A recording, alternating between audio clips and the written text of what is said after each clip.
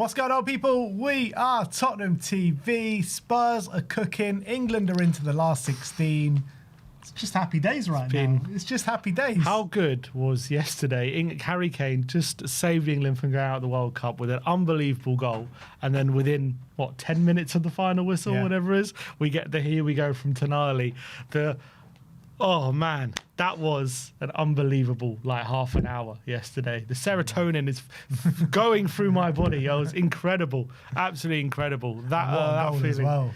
The goal, it was just, what a day. And this whole summer so far, ever since the window ended, has just been a bit of a fever dream. I still can't quite believe everything that's going on. We're living in it at the moment. We just got an announcement today, which we spoke about this morning.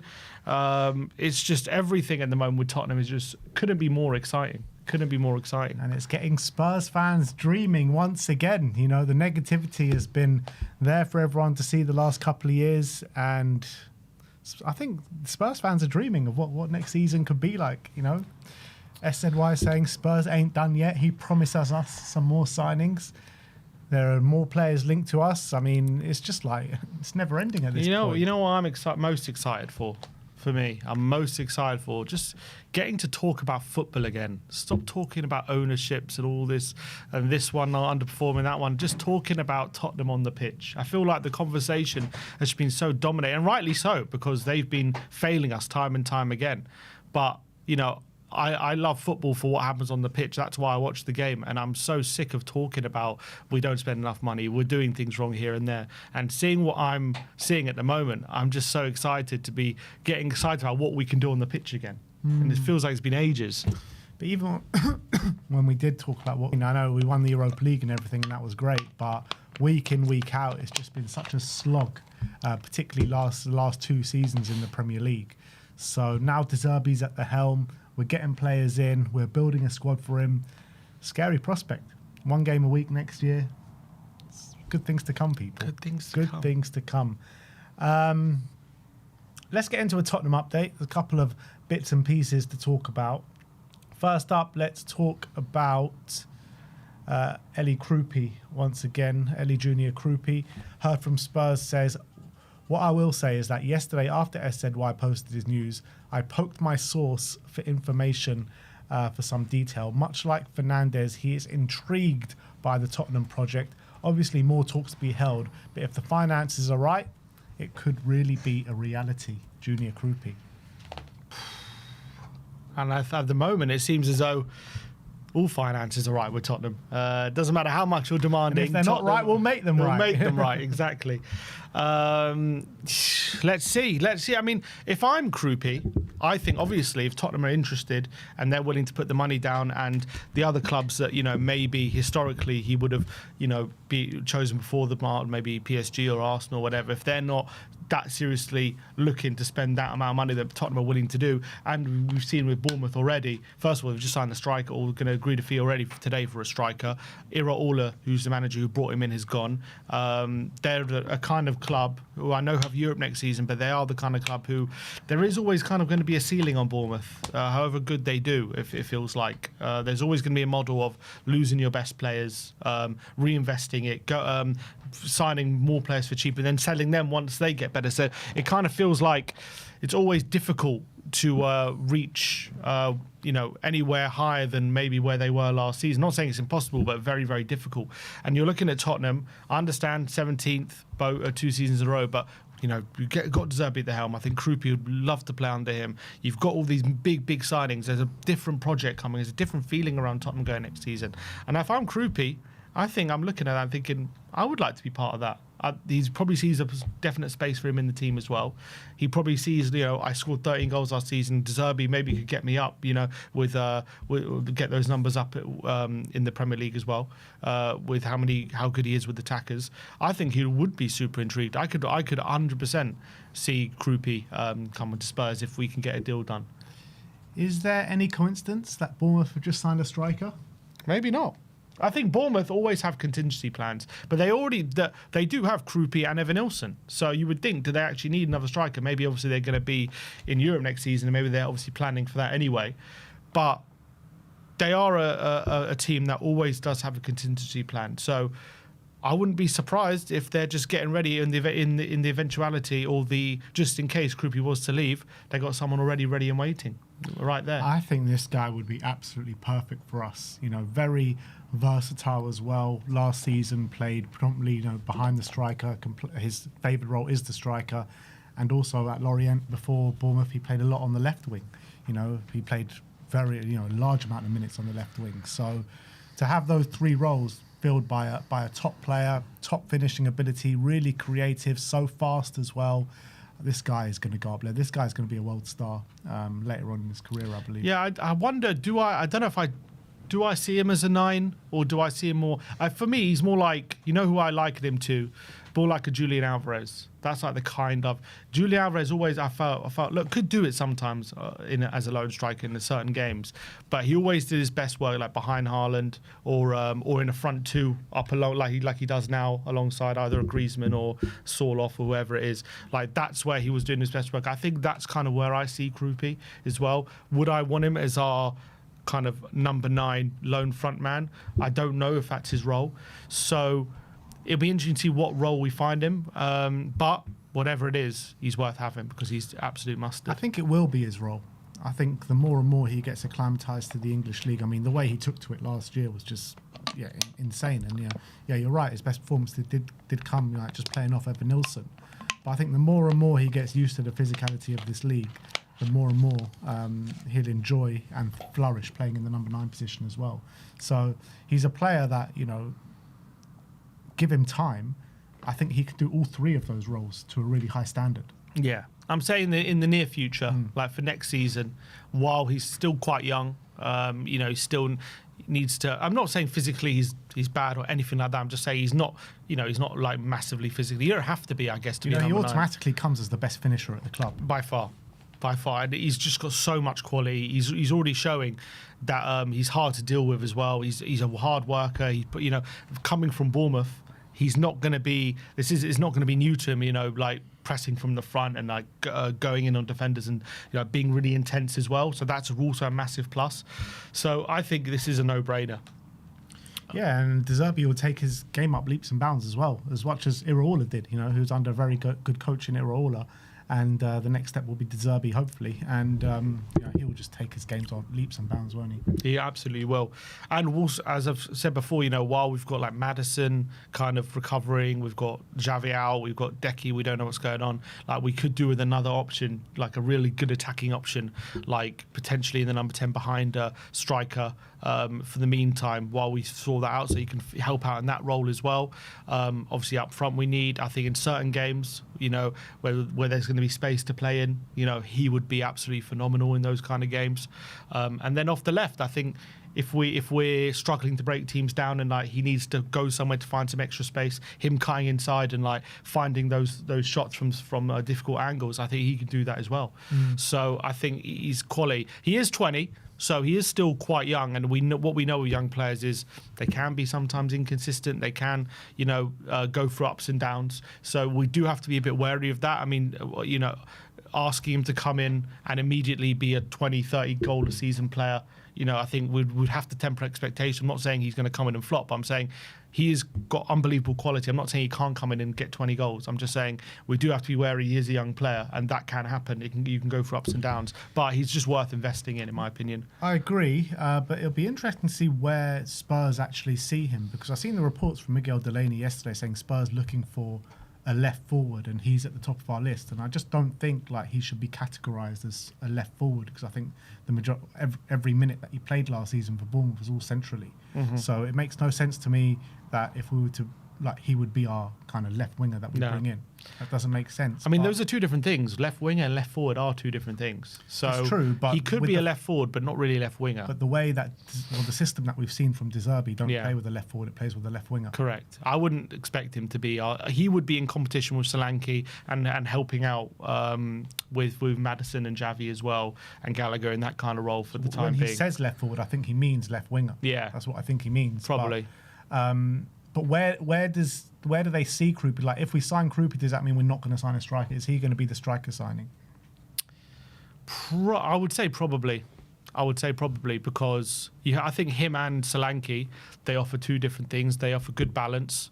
I think he can get goals. I think Solanke can also get goals if we just keep him fit and get him physically right. So I think that could be enough if we get Solanke and Krupi together, and also they could play together. I think they could create a great partnership in certain games as well, if need be. You've got Solanke making space, and you've got Krupi picking up those second balls. I think it could be dangerous. If we were to bring Krupi in, and you're saying these two will be our strikers, I would still keep Will Lancashire around, as that third striker, because I don't know if that's enough. Because if you're going to play them together as well, you'd still need one more. Like off the bench, and also I think Lancashire would actually offer something different to both of those, because I feel like Solanke offers what we know, which is like unbelievable hold-up play, so strong, creates space for people, great at pressing.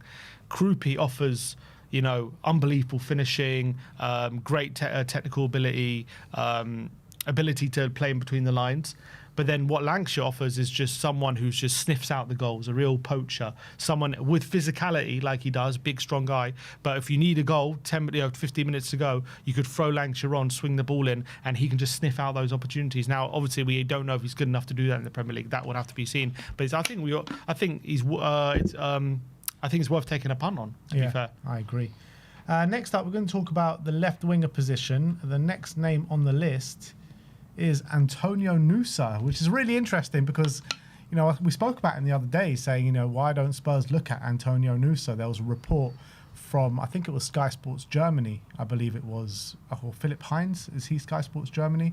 But anyway, it was Philipp Heinz that said it. Yeah, he is Sky Sports Germany, yeah. Yeah, he said that Nusa is very important to RB Leipzig. However, they're going through a few money issues. They want to keep Yan Diomande at all costs, and Nusa, they'll be willing to let him go for 60 million euros. I'm thinking 60 million euros for Antonio Nusa, I think is a steal. 21 years of age. He's ripping it up at the World Cup right now for Norway. Had a great season last year for RB Leipzig. It's someone that Spurs have historical interest in as well. So, heard from Spurs says Nusa is definitely one to keep an eye on. I think he's an alternative to Savinho. I don't think we get both of them. I think we probably get one of them. I think they're very similar, like for like. I think if they're going to be stubborn on that figure, and we potentially walk away, albeit we have paid the fee so far, so maybe we would just pay it. But obviously, I wouldn't mind getting both. But in my mind, that's how I see these two players. They're basically very similar. They offer very similar things. So I really like Nusa. I think he's obviously was really highly sought after. Was it Club Brugge? Then had that medical at Brentford that failed for whatever reason. We don't know what happened there, but he failed a medical at Brentford. He got picked up by Leipzig. He's done really well. I don't think he's blown them away, but he's been good. He's like progressed as a player and become quite sought after. He's been pretty good at this World Cup as well. So I do really like him. Very kind of flexible, really good at dribbling. Obviously, similar to Savinho, kind of needs some work in that final third. But again, good young wingers that can happen. That obviously happens. Who do I think is better between him and Savinho? I think I just side with Savinho personally. I think Savinho is a bit more versatile. I think he's a bit better on both wings. I don't know how good Nusa is playing off the right, whereas Savinho is really good off the left and really good off the right. I think Savinho is actually better at dribbling. I think Nusa might have a little bit more when it comes to his shooting ability. But I actually think Savinho is a bit more creative. You say that Nusa's got more in his shooting ability, but actually Savinho's more proven in that aspect in terms of what he did in the Spanish league. That's also true. Like Nusa has never pulled up anywhere near those numbers. No, but I'm just looking at the tech. Like I saw that goal he scored against wherever it was. Was it on who they played the other day? He scored a brilliant goal. Yeah. Scored a brilliant goal. And I've never seen Savinho do that, like with that kind of just effectiveness, just cut inside, whipped it far corner, absolutely brilliant. And I think his shot technique is a bit better than Savinho. I think Savinho doesn't get the separation for those moments as well as Nusa. He gets a lot of shot blocks, he snatches at things. But I just think Savinho is a better player. I think he's got more to his game. He's a bit more creative. I think he's a better dribbler and he's more versatile. So, and I think there is those concerns with Nusa, with the medical, whatever happened there, we don't know. But I do think that's a concern for me. So I would go with Savinho, But I do think Nusa's a pretty good fullback option if for whatever reason Savino doesn't work out. Do you not think there's a world where, I know you're saying they're very similar, to bring in both, because then you have Kudus, Savino and Deki if he ever comes back on the right-hand side. Then on the left-hand side you can have Nusa, Savino and Matisse Tell.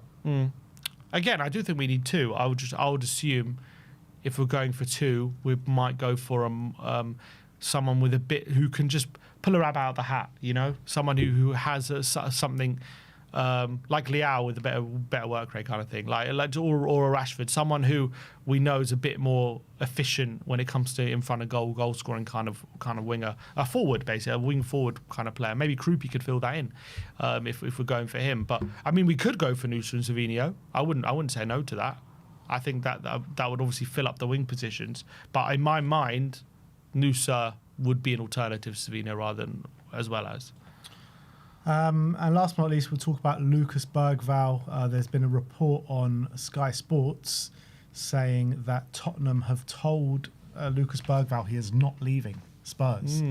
However, there has been response to that from another journalist from Sky Sports saying they've been told Bergvall still wants to leave Spurs to play regularly in his favoured position, which is number 8.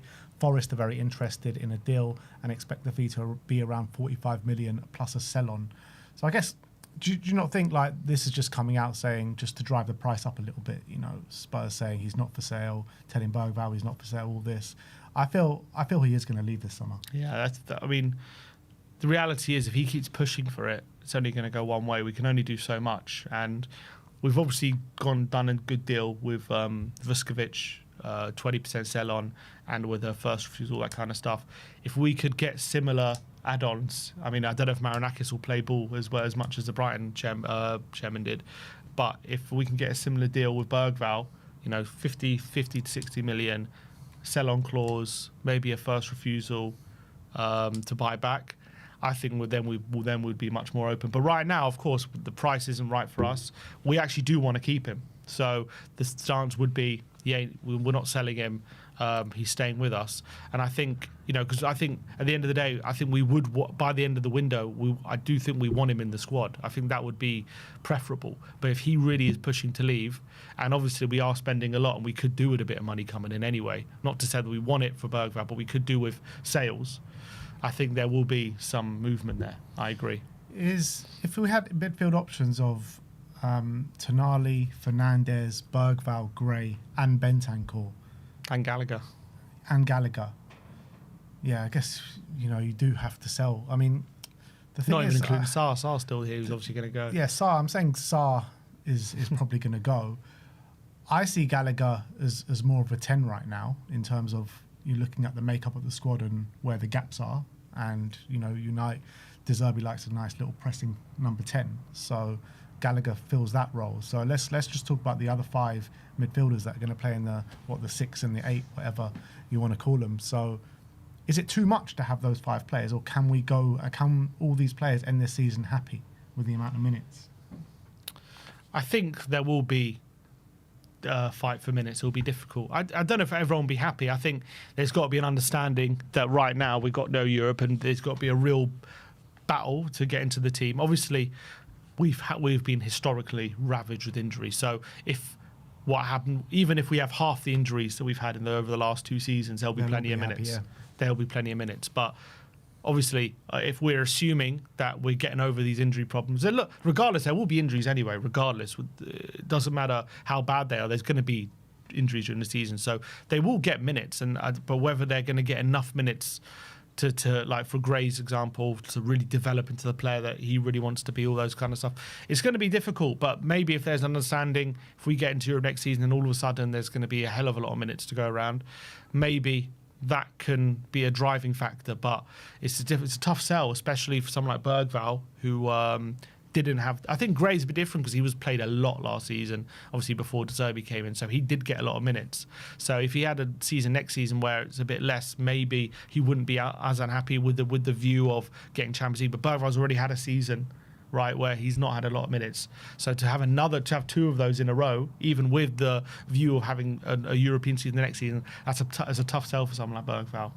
Yeah, I'm not sure Archie Gray will be looking at it like that, because he got all those minutes under different managers, and then De Zerbi came in and then completely one game and then on the bench and then barely got a look in. So yeah, but he still played over the season in terms of minutes he got. He'll be if you told him that that's the amount of you minutes need regular minutes as the years progress. You know, 1 understand year that. on, 1 year off doesn't really help.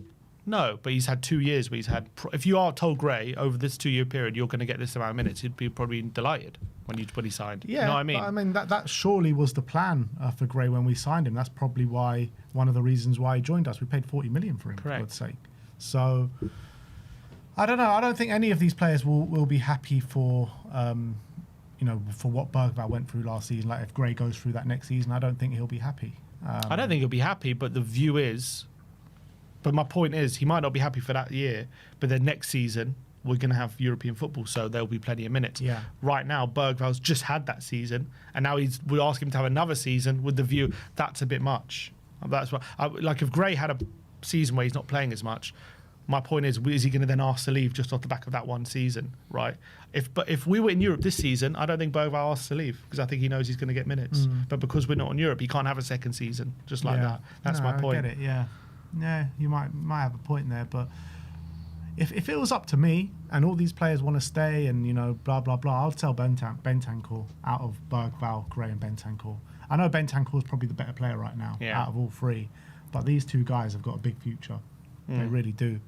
But again, you look at it, to have Bentancur as a backup to those two, I mean, that is unbelievable, isn't it? Yeah, it would be phenomenal. I think Bergvall will end up being. I am pretty confident Bergvall is going to end up being a better player than Bentancur. So that's just kind of the feeling I get. So on that basis, I would like to keep him around. But yeah, as you say, right now Bentancur is the better player. We saw what a difference it made, wasn't it, when he came back into the team last year? It was not night and day. He made such a difference. If Bergvall really wants to leave and he's incensed on leaving and he doesn't see where he fits in next season, then it is what it is. Like, I'm not going to say like if we sell him it's a disgrace or anything like that. If he wants to go, he can go. He should go. There's nothing more to say. Do we think also Paulinho, that's just dead now? Yeah, for sure. Unless Paulinho wants to come in as like a proper backup and just literally for injuries, I'll be up for that. But I can't see Tottenham signing him permanently. I wonder if they might do another loan deal if he's still around by near the end of the window. I would like actually to sign Paulinho in that role to give him basically a bench role. I think it's a great player to have. Do like what Højbjerg used to do, like just come on for 20 minutes and see games out and things like that. I think he's actually I think when Paulinho, on the very few occasions we had to see a game out last season and he had that role of coming on, he was actually quite good doing that. Anyway, that is your Tottenham update for today. Let me know in the comment section below your thoughts regarding all the news stories we have brought you today. I know everyone's really hyped in the comments. Everyone's very excited. It's time for a dose of realism. It is time. We haven't heard from him since the last game of the season. Since delegation fell to pieces. Since delegation was in the mud. Let's bring him on. Stelios, Tottenham away, ole ole. How are we doing, Stel? Can I say, right, for you to introduce me like that, delegations in the mud, the man who wanted Frank, the man who's last summer telling us how Frank is the Messiah, you're a disgrace. Well, you know what? We've got a new Messiah now, and that is Roberto De Zerbi. We do. Roberto, a proper manager, someone that plays football the way we want to see it played, someone that knows how to motivate players. Listen, the day we signed him I was very happy that we got De Zerbi in. Didn't make any sense why we never got him earlier, really. We should have got him as soon as possible, I think the whole relegation thing would have been avoided altogether if he came in a bit earlier. So, Stel, let's talk about our transfer business. How are you feeling right now? Because a lot of Spurs fans are on cloud nine. You're seeing Spurs splashing the cash. Unprecedented transfer window broken from twice Tottenham in 2 days. Hotspur. Yeah, record. exactly. Record broken twice in the space of 24 hours. How are you feeling? I can see a smile on your face. That's the first. No, Jake. I'm smiling because I've actually got an internet box and I've got internet in my house. I've only waited. Spurs. I was wondering, it's very good quality. Spurs ain't the only one splashing the cash. Exactly. Come on. Yeah, well, I've waited 4 months for the the Cypriots to figure out how to plug it in, but they got there in the end, so respect. Transfer window. See, I find myself in a middle ground with this. I'm not, pessimistic, negative. You can't be. We're doing business early. We're spending big money. A lot of things that the Levy out protest, the Enoch out protest was asking for. We were asking. Are we getting good players as well? Is that also something we're doing, in your opinion? Yes and no. Yes and no. So I'll just share my thoughts. Okay, because I think I'm a bit more contrarian to most people that do YouTube. I feel that you can't really judge what's going on now. We have to wait 3-4 years, which is a long wait, right? It's a long, long wait. Maybe it'll be done sooner. Maybe we can judge it in a couple of years. But I've seen Tottenham many a time when we're in the mud, when we're not in Europe, they try and save the situation, which is kind of what we're doing now. This is different. This is different because we're spending big on good players, on players that clearly it's fair to say that the manager wants these players. I think every Spurs fan would agree a lot of these players are De Zerbi's choices, especially when you look at their profile and the way that De Zerbi's going to play football. They match the profile. So there's definitely a change, but for me, guys, and it's just me, and look, everyone's allowed to have their opinions and views in the chat and the comments. Feel what you want. If you're happy, if you're delirious, if you want to celebrate, do it. For me, when we become that top 4 club, which we will at some point, whether it's 2, 3, 4 years, maybe this season, who knows? Never say never. Maybe, right? Maybe.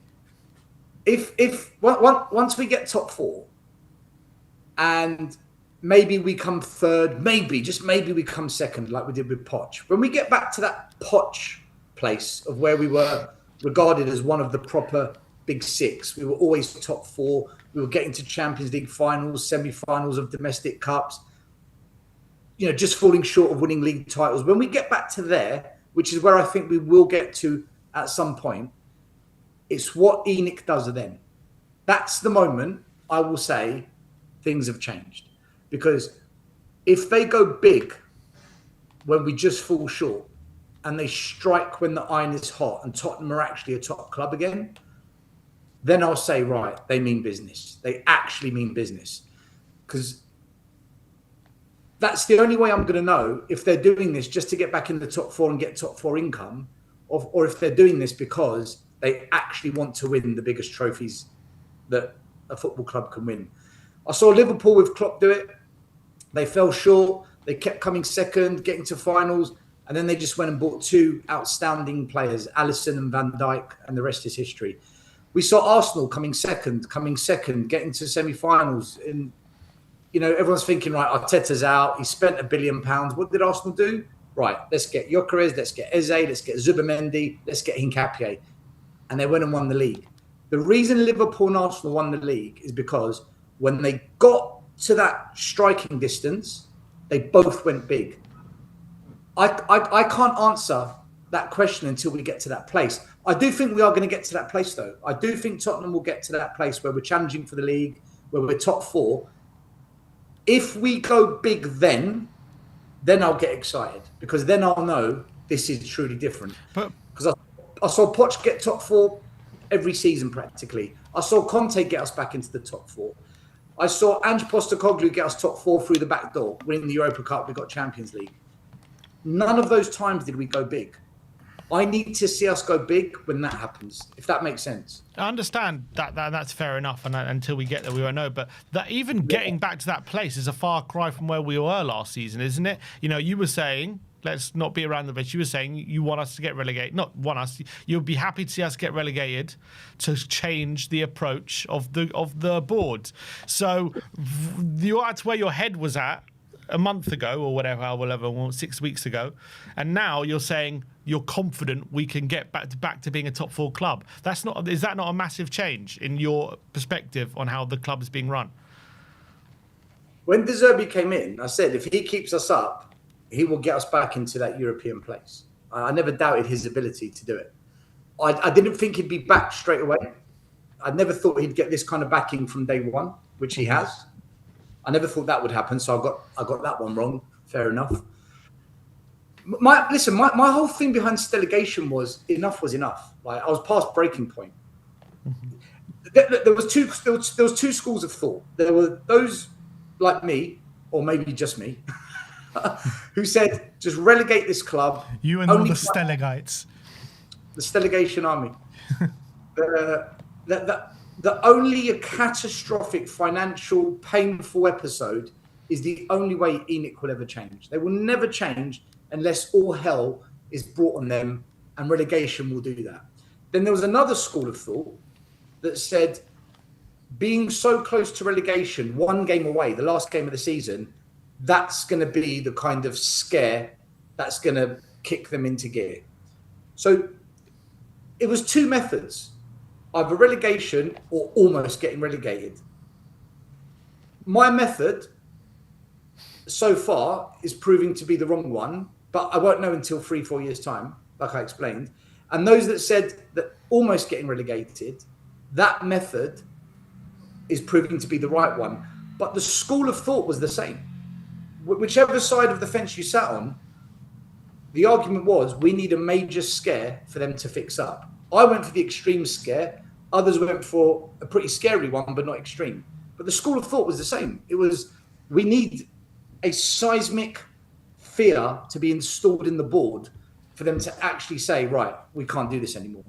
No, that's fair enough. But that's what we were saying, kind of, if we stay up, surely they would, that would be enough of a scare to be so close to relegation to, you know, change how they're operating. And the moves, I know what you're saying about the moves we're making is out of desperation and all that kind of stuff. And it might well be, but we wouldn't have done this if we got relegated, would we? So you have to say that and also we've never operated in this way ever. I know what you've said. You've seen Tottenham kind of react to having a bad season, wanting to get back into and saving the situation.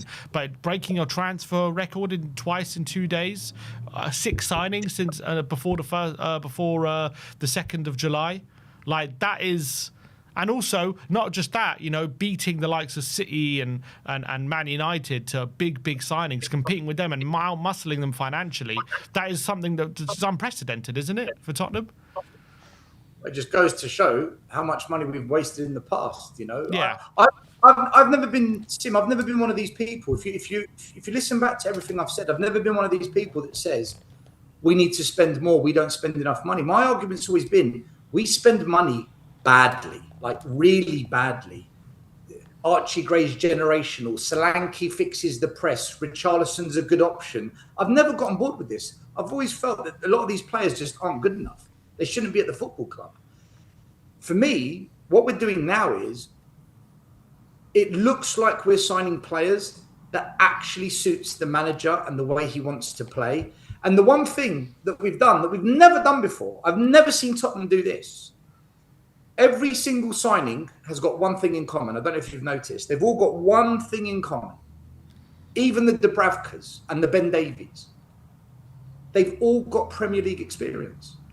Every single player we've signed has played in the Premier League. Yeah. Senesi, Van Heck, Dubravka, Robertson, Davies, Fernandes, Tonali. When have we ever done that? Mm-hmm. You know, That's a good thing for me. That's a good thing. We're not taking a risk on some young kid like Tell or Bergvall who have never played in the Premier League. Fernandes is young, but he's played in the Premier League. At least he's got the experience of, he knows what's coming, right? So for me, that's probably the biggest change that I've noticed. It's not so much spending the money. We've spent money in the past and wasted it. We're actually signing players that have got Premier League pedigree and they know the league. So I don't think it's going to take long for these players to hit the ground running. Is basically what I'm saying. You know, you say it's not about money, but it actually all does come down to money because us blowing our wage structure out the water to bring in a Tonali, to bring in a Fernandes, that helps us blow the likes of Man City and Manchester United out the water, right? Yeah. That never happened in the past. We would always have that wage cap, and that's why we would waste money on these players because we couldn't attract the kind of players that we can attract now because of the wage structure. So it all comes down to money, and it all comes down to breaking that wage structure. Well, all those Levy lovers that told us Levy outers, be careful what you wish for, where are you? You know, Be careful what you wish for. Stop being toxic. Levy's gone and the wage bill's suddenly changed. Levy's gone and we're doing business early. Levy's gone and negotiations look better. Is it a coincidence? Or is something actually fundamentally no coincidence. changed? It's no coincidence whatsoever. But Levy's going to be texting Simon Jordan after every deal that we do, saying, "Oh, this team have pulled our pants down. They've got one over on Spurs. We're a laughing stock." But who the hell cares when we're getting this caliber of player through the door? I'm just so excited about who we're going to bring in the forward line now, because that's going to be the real difference. So look, with the current players we've signed, I've got a mixed bag on this. So I'm not happy Ben Davies has stayed. I don't care if he wants to become a coach. I don't care if he's got experience, and I don't care. Why does it matter too much?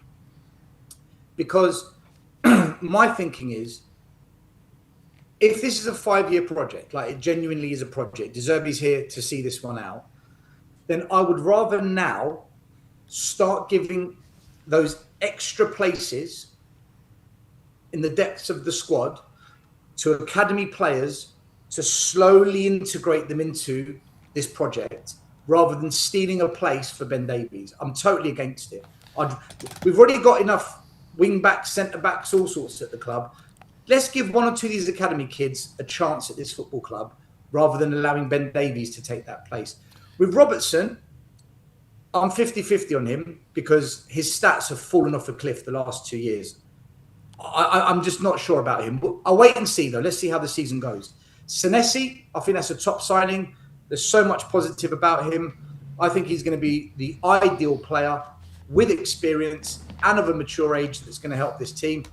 The only thing with Senesi is he's probably going to need replacing in about 3 years' time. So I don't know if he'll be here for the end of the project because his legs are going to go. He's 29. Van Heck is the perfect signing. If you look at him, the last 4 years, all his stats are on the up. His trajectory is a positive one every single season. He is now ready at his age to come to a bigger club for a bigger project. So I think Van Heck is the best signing of the lot when I look at his age and where he's going and how he's been performing the last 4 years. Tonali. Wait, how do you compare Van Hecker to Romero, with Romero leaving and Van Hecker coming in?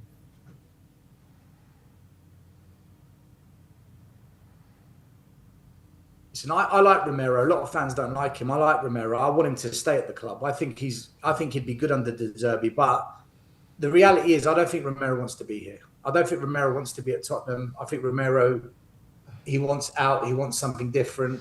And if that opportunity comes, I think he takes it. If the clubs can agree the price. So I don't even think it's a question, Ben. I think it's going to be forced on us regardless. I think have we upgraded? Have we upgraded, or is it a sideward step, or is it a downgrade? We haven't upgraded in terms of his experience and his winning pedigree, but what we have upgraded is this guy is on the up. Van Heck's trajectory is getting better and better and better. If you see Van Heck, that's the kind of signing you make when you want to buy someone that's got potential. That's what potential looks like. Someone who's consistently getting better and who's got some, good Premier League experience behind him. So I think right now, I think Romero's better. But I think Van Heck will become better. I think Van Heck will be the better player. Okay. Keep going. So what about Tonali and Fernandes? Tonali I like. I don't understand people that don't like him, don't want him. My only concern is he doesn't get goals, but then some will say that's not his job to get goals. But we got rid of Paulinho, who got us quite a lot of goals. Tonali doesn't replace that. So that means whatever forward we get, not only has that forward got to get goals, but he's also got to replace Paulinho's goals that we've lost.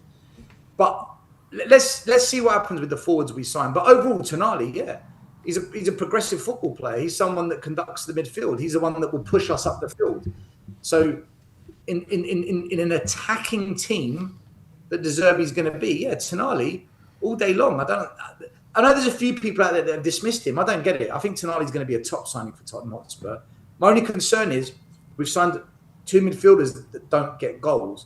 And this kind of conversation of, but it's not their job to get goals. It's the whole team's job to get goals because we don't have goal scorers at the club. And I don't think we're going to go and sign 3 goal scorers. Fernandes, loads of skill, loads of talent, but his output isn't there. He hasn't yet shown he's got output. So I'm hoping that he shows that under De Zerbi. The good thing is he's 21. Yeah, but in the Premier League, who's what do you call it in the Premier League? In the top teams, Rice, Zubimendi, Odegaard, they have massive output. Like you look at the top midfielders in the positions that Tonali and Fernandes are going to be playing in. It's not their job really to be the goal scorers or the ones to get 10, 15 goals, is it? So why should we expect Fernandes and Tonali? Arsenal play different football. They're more pragmatic, defend, score from a corner, 1-0 to the Arsenal. We play a completely different game of football. Yeah, but Fernandes was in that kind of team last season in West Ham. He was playing under Nuno. West Ham were dog shit, same as Tottenham. Yeah, but I'm talking about style of play. He never saved them. He never kept them up, did he? He got relegated with Southampton as well, Fernandes. Yeah, we're talking about... I think Fernandes is a risk, right? It's gonna go one of two ways. Either it's going to be an expensive flop, or De Zerbi's going to nurture a very young, very skillful player that can push on and actually become a top player for Tottenham. What's funny is if you put Bentancur, Archie Gray, and Fernandes next to each other last season, do you know? Per minutes played, there's no difference between the three of them in terms of goals and assists. If you look, based on the minutes they played, Fernandes played the most minutes, got 3 goals, 3 assists, and Bentancur played less minutes, 2 goals, 2 assists. Then Archie Gray, he had 1 and 1 and played something like 700 minutes less than Fernandes. But if you do it on a per minutes ratio, there is no difference in terms of output. I'm just talking about output, right? Forget skill, because Fernandes is above both of them. When it comes to skill, dribbling, he's better. But in output, goals and assists, there's no difference last season between Archie Gray, Bentancur, and Fernandes. And in terms of pass completion, Bentancur's better than Fernandes, and Archie Gray practically matches Fernandes. And I'm just looking at the output stats. Yeah, so, but that doesn't mean much to me. You say that, Ben, Sim. You say that, Sim, but for me, and I've done a lot of videos this summer on my channel about players that we've signed, players that we should be looking at, players that we're linked to. I think output needs to be a really big factor that Tottenham look at, because we need creators and we need players that can link up those passes from the midfield to the front three, and players that can put the ball in the back of the net. That's all output for me. Mm-hmm. Which is why I was against Solanke when he came to Tottenham. A lot of fans got excited by Solanke. And I said, yeah, but look at this guy. He's had 1 good season in like 8 years. He's come to Tottenham and look, it's the same crap. But Fernandes is 21. It's a bit different, right? He can be nurtured. He can be taught. He can be guided, which is why I'm saying it's going to go one of two ways. He's either going to be that same player that's got all the skill but no output, or De Zerbi's going to refine that and link it with the players we've got and actually make Fernandes into a top player for Tottenham Hotspur. I'm just going to have to wait and see. Their job is not... Obviously, it'll be nice if they can get some output as well, but their job is to increase the opportunity for output from our forward players. That's going to be Fernandes and Tonali's job. So I understand your reservations. Our forward players aren't getting enough output, but the problem I find that we've had over the last few years is that we haven't been facilitating the forwards anywhere near enough. Like we were having games last season where we wouldn't have whole games we wouldn't have a touch in the penalty area. How is a striker or anything supposed to get a goal? A lot of it obviously was down to the tactics, but also some of the players just weren't. They weren't good at getting the ball forward. They weren't good at being press resistant or playing between the lines or progressive passing. If we had these players, now we've got Tonali and Fernandes, you're going to see more chances of goal, more chances for output, and hopefully more goals and assists for the forward players. Now, I understand we all want, I would love to have, Fernandes get De Bruyne kind of numbers or whatever, or Lampard have a 20-goal a season centre mid. I'd love that, but that's not going to be their job. Their job is to facilitate the forward players. So for me, it doesn't bother me that they don't have high numbers in output, because hopefully we sign players, and also I'm expecting increased output from our current forward players. But even without that, I'm also expecting whoever we sign to have much better, hopefully better output. People there. Forget James Maddison is back now. And Maddison. James Maddison, after a pre-season with him back from an ACL back end of last season, You know, he provides output. Sim, I don't expect anything from Tell, Solanke, and Richarlison. Honestly, I don't think Rishi any will be of them, sold. Rishi will be sold, I think. well, Solanke and Tell, I don't think any of them should be at Tottenham Hotspur. I think all three are absolute bang average. Honestly, for what we want to do as a club, top four, win trophies. Hopefully, that's what we want. I do not see Tell, Richarlison, or Solanke having any space at this football. The way I feel about Ben Davies is the way I feel about those three. I haven't got the time of day for them. I'd replace them all tomorrow. Mohamed Kudus, obviously, you'd keep him. You've seen he's got talent. He can beat players. I actually prefer Mohamed Kudus to go into the 10, if I'm honest with you, because he gets doubled up on the wing and people shut him down. Whereas in the middle, he can go left or right because he's 2-footed and can cause a lot more problems. But if he's going to be the right forward, fine. He's a talented football player. I'm delighted that we've got Mohamed Kudus. Maddison, are we going to get more than half a season out of him? Probably not. So, again, with Maddison, lovely player, scores goals, creates goals, loves the club as well. There's so much to like about Maddison, but he's just never available. And this is the problem we've always had with him. And I don't know if that's going to change. So for me, I need to see 3 goal scorers come into this club. Otherwise, you've got 2 really good centre-backs we've signed that can play out from the back, compose, can step into midfield, can help drive the team forward. You've got Tonali that can drive us up the field. You've got Fernandez who's got skills, can beat a man. Let's see if he can create. We get to that final third, the whole thing needs replacing. How about Eli Krupi? Happy if we bring him in? Yeah. What are we doing here? Look what we've got at the club right now. If we get Krupi, that's a player that can, and do you know what? He's versatile. He can play multiple positions. So he's someone that can, Tonali and De Zerbi, they've got 2 really good qualities. They're both very tactically adaptable. Tonali, this is another thing that I heard someone say to me, oh, Tonali doesn't suit our tactics, all these tacticos. I'm thinking, you're talking absolute shit. Tonali is tactically one of the most adaptable midfielders in the league. How can a player not fit our tactics if he's tactically adaptable? What? It makes no sense to me. De Zerbi and Tonali are both very tactically adaptable. So for me, that's a good thing to have a player like Krupi who can play multiple positions, because that means if we adapt the tactics, he will be able to adapt with it because he can play multiple roles. So yeah, Krupi all day long. I mean, that'd be a very good signing for us. And that would actually calm down some of the concerns I've got about us not having goals in this team. Because look, as it stands, guys, and it's early doors, right? I'm not dismissing anything. I'm not trying to put down on it. I'm just saying it as it is right now. We've lost Harry Kane's goals. We've lost Son's goals. We've lost Brennan Johnson's goals. Paulinho, who's not a goal scorer, but scored quite a few important goals for us last season. We've lost his goals.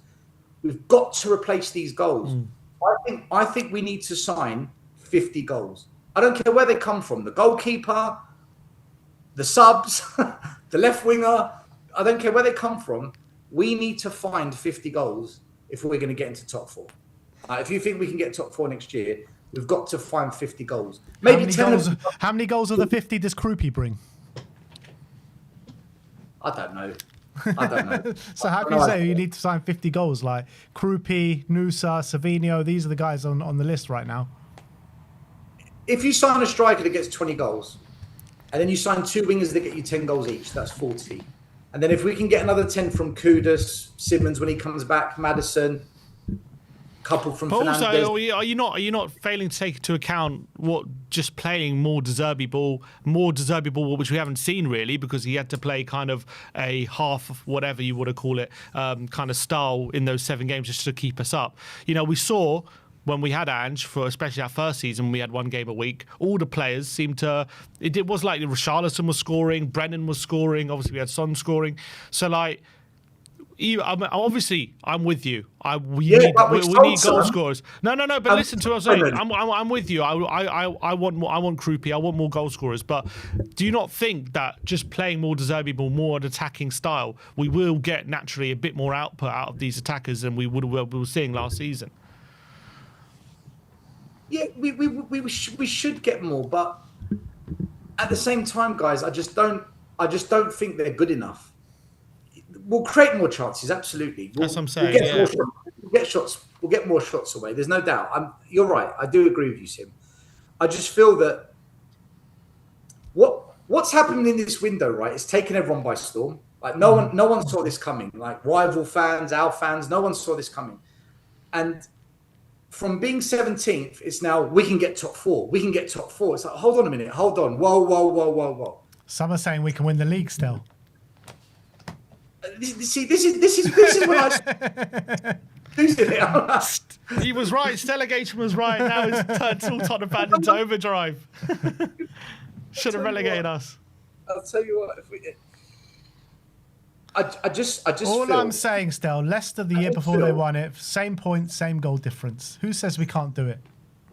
I just feel that we will not get top four unless we get some proper goals from different areas bought into this team, not just from the existing players. And I think right now, as it stands with this current squad that we've built, one game a week, I think top six is definitely on. Like we can genuinely compete for top six. Whether we get it or not, I don't know, because there's a lot of factors that are going to come into it. How the other teams do in the transfer window, how injuries play out for us. There's a lot of factors, right? But definitely top six is possible. Man United was 16th last year. They bought 3 really good players. They got 3rd. So that's what I'm saying. Top 6 minimum, right? We should be challenging for it. Yeah. However, top 4, they signed Mbeumo, Cunha, and Sesko. Goal scorers. We need to do that bit. If we can get that bit sorted between now and the start of the season, then yeah, I think the top 4 conversation is one that isn't far-fetched and it's actually realistic. Out of nowhere, it becomes realistic. But we've got to get those players in. Can I mention one more thing? Because you mentioned, what's his name? The guy from Leipzig, the Norwegian lad. Nusa. I did a video on Nusa, and he's interesting. He's got better and better each year. He's actually like Van Heck. He got 1 goal, 1 assist. Then he got 2 goals, 2 assists. Then 3 goals, 3 assists. And then last year, 4 goals, 4 assists. So he's constantly improved each year. So in 10 years, he'll be 10 goals, 10 assists. Is that what we're saying? So if we sign him at 31, right, we've cracked it. He's one of the top dribblers in Europe. 123 dribbles. He had 61 shots. But, and this is the but, chances created was something like 8. And his goals and assists are really low. Nusa, he reminds me of Fernandes. Young, same age, by the way. They're both 21. Skill, talent. Where's the output? Nusa's very similar to Fernandes on the wing. Bags of skill. Unbelievable dribbling ability. Probably one of the best dribblers in Europe for his age. He's excellent at it. Where's the output? So I'm not sure signing Nusa and Fernandes, 2 21-year-olds, both full of skill, both lacking output. I don't know if that's too risky to have in the same team. Do you understand what I'm saying? Because there's got to be some guarantees. Like we've got to have some assurances. Like when you sign Harry Kane, you know you're going to get 20 goals. If you sign particular players, you know what you're going to get. With Fernandes and Nusa, there's quite a bit of risk attached to it. There's always risk attached to every signing, but some signings there's not really risk. Like you know what you've bought. I just, if you were to say to me now, would you rather sign Harry Wilson or Nusa? I'd take Wilson. 17 GA last year, 10 goals, 7 assists. One of the best. You just went mad for Solanke only having 1 good season. Now you want to sign Wilson after 1 good season. He had a decent season before that as well. Obviously not as good as this one. But if those were the two. Yeah, but the guy's what, nearly 30. So would you bring Brennan Johnson back? No. He has output. He has output. He has output. He has output, but he's got no talent. He's got no skill. And we're going to just play those balls to the back post across the line, and Johnson pops up back post. We had a very specific way of setting up Johnson, where it was almost like this choreographed Johnson goal. It's like, yep, Johnson's going to score because this is how the move looks. I want us, with the front three that we sign, there's got to be some guarantees of goals. That's why I'm also on the fence with Savinho. I love Savinho. The Savinho at Girona was amazing. Got goals, assists, beat players for fun. Was one of the best wingers in Europe at the time. Played in a very risky attacking team. Was given the freedom of the park. He's gone to Man City, more constraints. It's more methodical. Pep wants it done a certain way. Got rotated between the wings, had an injury. Not quite worked out for him. But if we were to bring him, I like him. But again, is he going to give us output? I don't know, guys. I don't know. I don't want us to sign too many players that are risky on the output end, if that makes sense. Just quickly, Stel, Vuskovic, Bergvall potentially leaving. What are your thoughts on letting go of those players? Like, you happy to let go of them for good fees, or there are some fans who are saying they're too talented, you have to keep them around? I think we've made a mistake letting Vuskovic go. I think he's going to be a really, really good player. Really good. As in very, very good. But when someone offers you £50 million for a player, how much did we buy him for? 5 million, 3 million, 10? I don't even know. Who, Vuskovic? It was about 15, Yeah, 10 or something like 15 or something, between 10 and 15. You buy a player for 10 million and someone gives you 50 million and they haven't even played in the Premier League. Mate, you take that. I think we had to take that deal. The offer, everyone's got a price, right? If tomorrow someone said to us, who's our best player? Who would you say is our best player right now at Tottenham? Our best player? Van de Ven, maybe? Yeah, Mickey. Right, if someone said tomorrow 150 million for Van de Ven, you'd sell him, right? Sell him all day long. Go and get 3. I wouldn't sell him. If someone offered us 150 million. Bro, we're spending 250 million without even selling anyone. We don't need to sell anyone for the money. Imagine what else we could buy. Right? I think every player's got a price, is kind of what I'm trying to make. And I think Vuskovic, you can't turn down 50 million for a 19-year-old who hasn't even kicked a ball in the Premier League. I mean, that's bonkers. Yeah. Let him go. Take the money and hopefully we reinvest that into a top goal-scoring player for this club. And then people won't worry that Vuskovic is gone. But if he actually realises his potential, we can potentially get him back with that buyback option as well. Right, so this is the trade-off. Guaranteed 50 million today, maybe 100 million in 4 years. Maybe. Yeah. Do you go for the guarantee or do you play the maybe game? I think where Spurs are now, we just got to go for the guarantees. And we get 20% sell-on, so if he goes for 100 million, so we still get a kickback from that as well. We get 20 million from that, so we've essentially sold him for 70 if he goes for 100 million there. I would have liked, in an ideal world, I would have liked us to not have re-signed Ben Davies, sell Dragusin, sell Danzo or Romero, whichever one, I don't care, and then keep Vuskovic as our fourth choice centre-back. I would have loved us to do that. But from what I've read, he didn't want that. He didn't want another loan. He didn't want to be a bit part player. He wanted to play every week. So if that's true, then we had to sell him. Yeah. Because he didn't want another loan. But in an ideal world, I would have kept Vuskovic and made him our fourth choice centre-back and built him for the project. A bit like what Arsenal did with Saliba.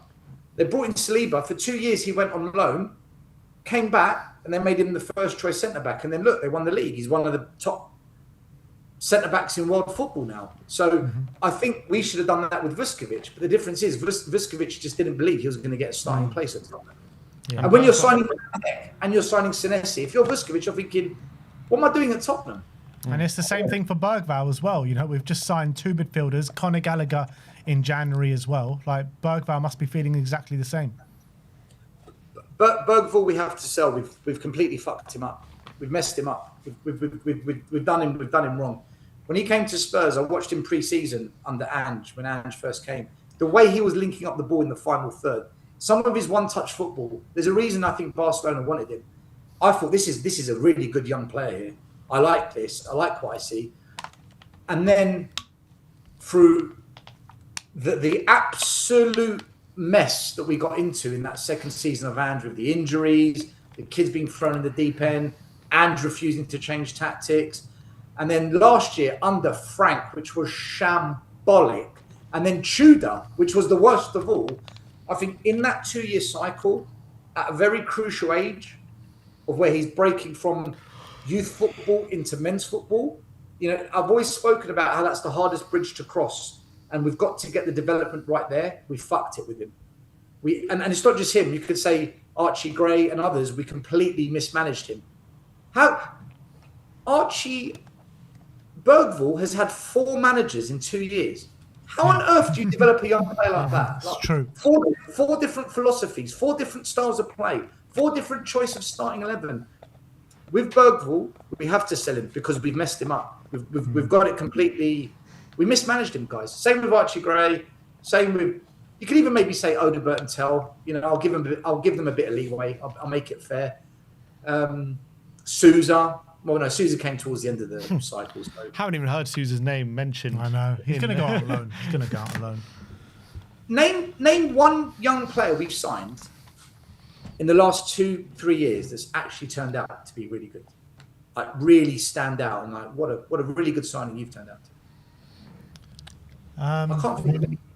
Well, as in they're good players, or they've been like starters in the team.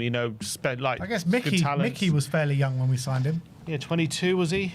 22. Yeah, I'm talking about the 18, 19-year-old. Like Dele Alli, when we signed Dele Alli. Look what happened. No one's kind of made the impact he has. Yeah, I hear that. And I just look at all the youngsters we've signed, and what we've done is it's a combination of signing players that weren't good enough and signing players that actually were good, but we've completely mismanaged their player pathway.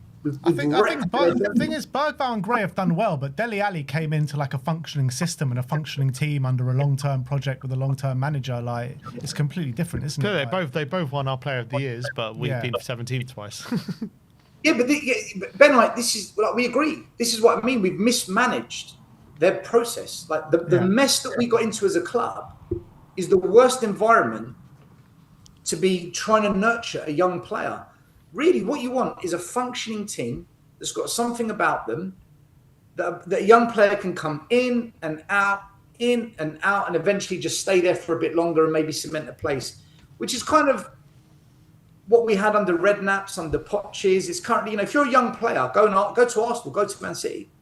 You're going to really well-functioning teams, or go to a team that maybe isn't super well-functioning, but there's no expectation, there's no pressure. Like a Brentford, like a Brighton, where there's not a lot of expectation, so there's not a lot of weight on your shoulders when you come on the pitch and you can find your feet. But when you come to a Big Six club, if that Big Six club, with the weight of expectation, the anger of the fans because they pay the highest ticket prices in the land, so they're going to demand a lot more. When you go to a Big Six club as a youngster, if you don't go into a well-oiled machine, you're pretty much set up for failure. And I think that's what's happened to so many youngsters at Tottenham Hotspur over the years. They've come with good intention. I think Bergvall, actually, guys, is a really good player. I know he gets a lot of stick from some parts of our fan base. I think he's a very good player, but I also think we've fucked him up. I think we've messed him up. Probably right. Yeah. But look, a lot of things to be positive about, a lot of things to look forward to next season. Even a lot of things to look forward to in the next couple of weeks with where else this newfound wealth is going to be stuck on. But we'll see what happens still. I'll tell you the one thing I'm looking forward to next season is for a long, long time, I just haven't seen us play the kind of football that wins games, but wins it in a way where we control the ball, we control the tempo, we dictate the game, we take it to the opposition and we can win games. And I hope next season I see a lot more of that. I'm not expecting perfection. I'm not expecting every week. But if I see that for at least half a season and the foundations of what's coming next is there, that will make me happy, because then the signs of an actual project are there. My only reservation is I need to see us bring in the goal scorers. But look, there's 6 weeks left of the transfer window, 8 weeks left, something like that. Yeah, so let's see where we end up. But one last question, Stel. Very last question. Will relegation be good for us next season? in 3 years' time, right? In 3 years' time, You'll be thanking him in 3 years' time. Then. one of two things is going to happen. We're going to be finishing second or third. We're going to be that top four club again. And then Tottenham are either going to say, right, there's £250 million. Go and sign 3 top players and get it over the line. And then I will be in the mud. Like, I will be so deep in the mud, I may have to just disappear for about 4 years. So wait, is you're arguing that if we would have got relegated and then come back up and then got into a title challenge, then we would have spent the money. But now we didn't get relegated. Now we're not going to spend the money for getting to a title challenge. Is that the argument? Wait, hold on. I only gave you half of my point. Right? the other half of my point was, we get second, we get third, we're top 4 again, and then it's job done. We're back in the top 4. Nothing to see here. Then relegation was a must. We needed that catastrophic. We needed the club to crash and burn, and for ENIC just to get out of the club and not trick us with what they're doing right now. But this is why we need to have this conversation in 3-4 years' time. All right, we'll speak to you in 3-4 years' time, Stel. Big up to you, Stel. Thanks for coming on. Everyone do go subscribe to Tottenham Away, Olé, and we'll see you very soon, Stel. All right. Have a good weekend, guys. Good to see you, Stel. Bye-bye. That was Stelios, everyone. Big up to him. Yeah, I think a lot of the chat saying he's already in the mud. They'd have to wait 3 years to make the conclusion. Let's go on to our next guest. You already know, Mr. Brian Daigle, Tottenham on tour. You've been calling for him. You've been calling for him. Look at that. Look at that waxed head. Looks amazing. Mate, needs to be done with this weather. We're going through the heat wave that you were going through last week. It's insanely hot. It's insanely... the air conditioning is on full blast in the house. I hope you two brothers are good. I hope everyone in the chat is good. I hope Sammy is good. I will say, before we get this going, I love Stel like a brother. I've known that man for 36 years. I have protested with him. I have gone on streams with him. I am the complete opposite end of the spectrum to where he is right now. I really am. And obviously we're going to break it down and go through it. But I protested. Reasons I protested was for change like this. Was for football first, for seeing the manager backed, for the money being spent. And this window, and I'm not going, this window, they have exceeded expectations beyond my wildest dreams. If someone has said to us at any point, even after winning the Europa League, you're going to spend £200 million in 24 hours and you've got Champions League football. Hey, don't shave off the extra money we spent. It was more than 200. Mate, but no, I'm just saying. I'm joking. I'm joking. Go on. But everyone would have been like, "What kind of drugs are you on?" Right? It's like literally, this is everything I wanted, and I can sit here myself and say, "Do you know what? Everyone at the football club right now, for what they've done from when the season ended to this moment here, absolutely bloody magnificent, and keep it going. This needs to be the norm." Not the, see, we can do this, shut up. What they have done so far, the way they've attacked it and everything, exceptional. Exceptional. Yeah, I mean, how you... I mean, obviously we still need to do that forward line because, like, even if we go into the season like we are now, I think we're still going to lack firepower going forward. But with the signings that we've brought in, I mean, who's the biggest one for you so far? It's got to be Tonali. It's got to be Tonali. But there's certain things that have impressed me more. It's not just the quality we're signing. We've looked at windows gone by, and I'm just going to give you the first example that came to my head. Do you remember when we were trying to sign Tomiyasu? Mm-hmm. But we couldn't sign him because he was at the Olympics. It was clear we want a right back. But then we went and bought Brian Hill and sold him better. But Brian Hill was at the Olympics. It was like we were going for a right back, but we ended up with a left winger and losing Lamella. With every single thing we were doing, we knew we needed this position, but somehow we got this position. The fact that Spurs have started, and we're all going, we all want that forward line sorted, and we all know it needs addressing big time. And the striker for me was the number one thing that needs to be resolved, because it's all well and good doing what we're doing, but if you ain't got a predator up top, nothing's going to happen. But the way they've got about, you look at the plan, the clear plan was sort that defence out first. As much as we don't like to say his name, George Graham used to say, sort your defence out, and then you start moving forward. Forget who the players are, and if you think Robertson was a smart deal or whatever, they went and sorted that defence out without selling a single person. Obviously, we lost Basuma and the tragedy of losing Alejo Veliz.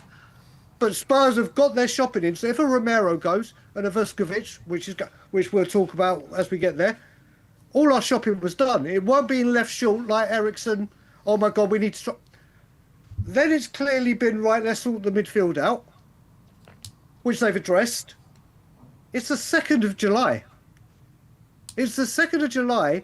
Spurs have signed 6 first-teamers, or 6 players, sorry, for the first team. 4 of them walk into the first team immediately. Or, sorry, I say 4.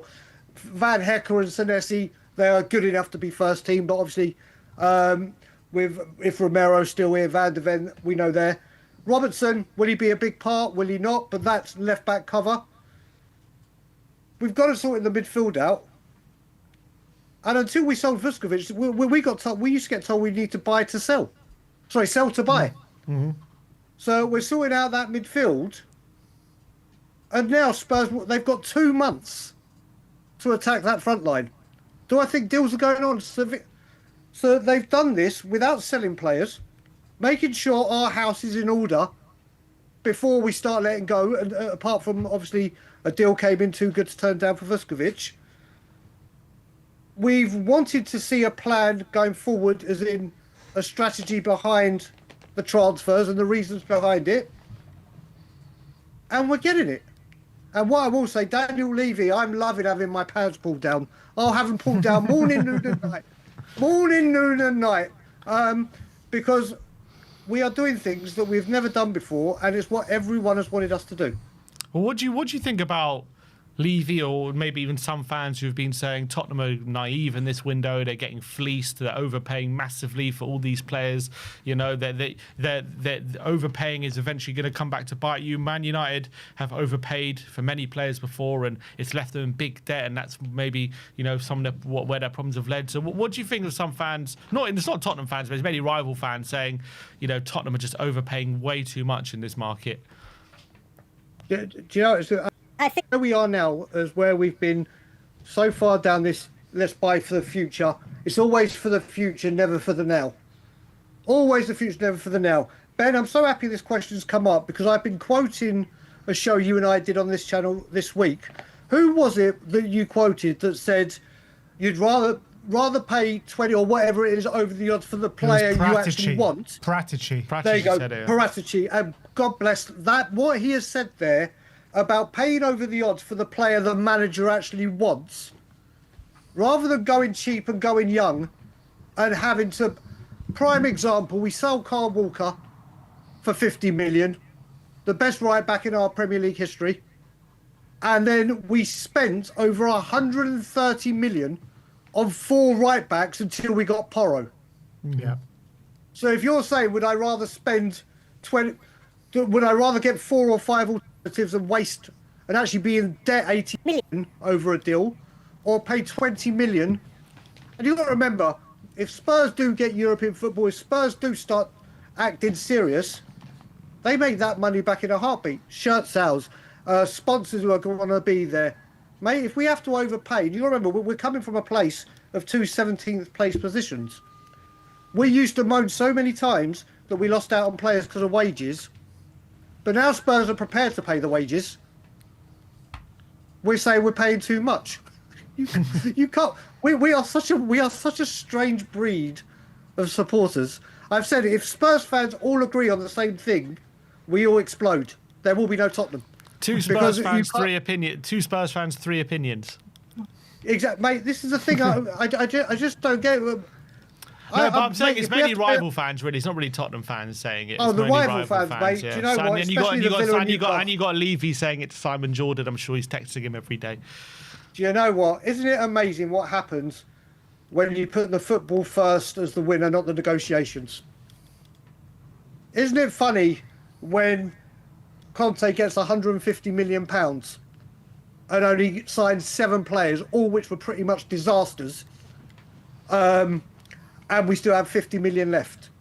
Isn't it amazing that when you start and you get the quality in and start attacking the market, the quality will come?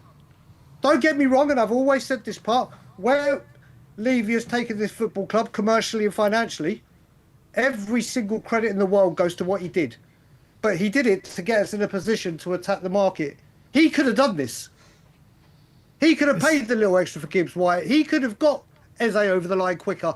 He could. We can all go through the deals, but I don't want to talk. He's in my rearview mirror. He's in my rearview mirror. We could have done this. And it's all we asked for. But as you said, Sim, it was all about winning the negotiation. Yeah. It wasn't about getting the players, but winning the negotiation. Yeah. There's no chance Correct. we have this transfer window with Daniel Levy at the helm. 100%. I completely agree. And it is such a breath of fresh air actually having a summer transfer window without Daniel Levy at the helm. But we actually spoke about this last night, and you mentioned the quote to me that Daniel Levy said, where he said, "You'll miss me when I'm gone." You'll appreciate me, or whatever it was on the overlap. You'll appreciate me when I'm gone. Do we actually have to start appreciating Levy for the financial position that he left us in? Because if Levy didn't do the work on the commercial side and the business side, then maybe we would be another Newcastle and would be another Aston Villa and wouldn't be able to spend these kind of money. Do you know, there are 2 answers to this question, and they both contradict each other, in my opinion. Yes, because like I just said, the one thing I would never have ever slandered Levy for or whatever is the commercial growth and where we were and where we are as a financial juggernaut, as what this football club can now reach. Being an international fan now, seeing the reach Tottenham Hotspur has over here in Canada blows my mind. Absolutely blows my mind. There is no doubt commercially we've become a behemoth and everything, and we've seen with the concerts we all joked about and whatever. There's no doubt in that.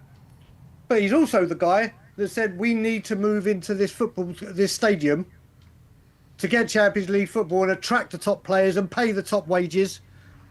And we got here, and he didn't do that. Yeah. And then you said it yesterday, but Ben, you said it yesterday when you were on the show.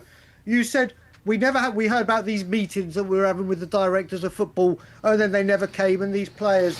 So whereas we are very, very firmly in this financial position because of what he's done commercially and arranged, we could have done this.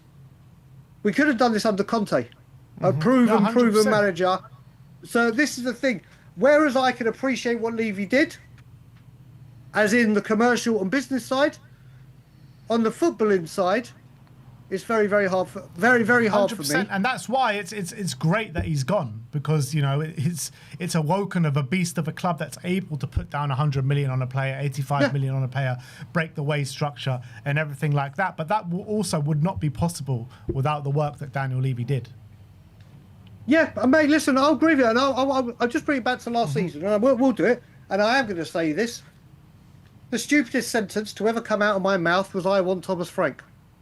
The most stupidest thing I've ever said, and on this channel alone, I have said some very, very stupid things.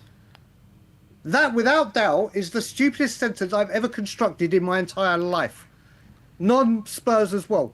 And I was But more I will stupid say on a for joking, agreeing with you. I will say on a jokey side, like I said to you last night, Ben, I was really the real visionary because I knew it'd be a clusterfuck, which knew Tudor would come, which then meant I saw, like Teddy Sheringham, I'm 10 passes ahead. Joke. But like I said, we go back to last really season, and I got so much heat, and rightfully so, about Frank, rightfully so. And I went well overboard, and I know I did. When I look back on things, and I had my break after he got sacked, not because he got sacked, but because again, with the Levy out stuff and Enoch out, I have put so much blood, sweat, tears, anger. We all know I've suffered with mental health issues, and it took so much out of me that I was like, I'm not doing this. But then I have so many people going, oh, Levy wouldn't have done this. We wouldn't have been in a relegation battle if it weren't for Levy. We would have smashed it in January. No, we wouldn't have. He never did. Now you look at what we've done here. If Daniel Levy was still here, he'd still be negotiating the agreement and the terms and conditions for the free transfers of Dubravka and Robertson. So true. Yeah. So you've got to look at it. Where the critics that it would never have happened under Levy, blah, blah, blah. All right, come at me for that and say, oh, you got what you wished for, and now look where we are. This never would have happened without. Well, fast forward to where we are now. This would never have happened. Whether you Levy in, Levy out, didn't give a fuck. This would never. We spent more in 24 hours than we do normally in an entire window.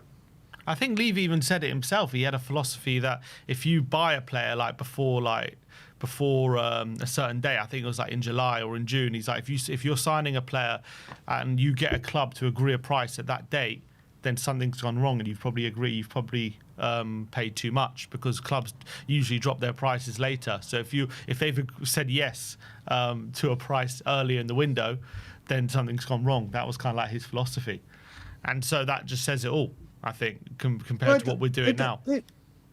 It does, mate. And do you know what? Ben, we just spoke about that overlap thing. I want to talk about another comment, which I am going to bring up, that Levy said. Do you remember when he did that video on Tottenham Hotspur where the scripted questions, I think it was during COVID, when he said every single penny goes back into the football club? Yeah. Well, this summer, I believe it. Yeah. This summer, everyone, we were going on about people like yourselves, Ben Kaufman, Danny Kay, Stell, or the 55,000 season ticket holders were going, what the fuck are we paying for? 3 wins a year, blah, blah, blah, blah, blah. Where's the quality? Well, look at it now. I know. I totally believe this window, Spurs could be linked, and I'm genuinely. I said, as you know, both I used to say, I still stick by it. No honesty, no news. I said to myself, this transfer window, I'm not getting suckered in. I'm not going to I'm not going to react. I have been as calm as anything, and I've opened up a house of Zen, and I'm doing the Haaland, and I'm loving it on this side. I've got my job, my health is good, life is good. And you know what, again, before I forget, Vuskovic, I think it's absolutely goddamn brilliant business. Absolutely delighted. And again, Spurs fans would go on generational. This is a guy that, don't get me wrong, he looked like a beast. We all wanted to see him in a Spurs shirt. But we have had for years and years and years, why is this player at the football club when he's not in the manager's plans?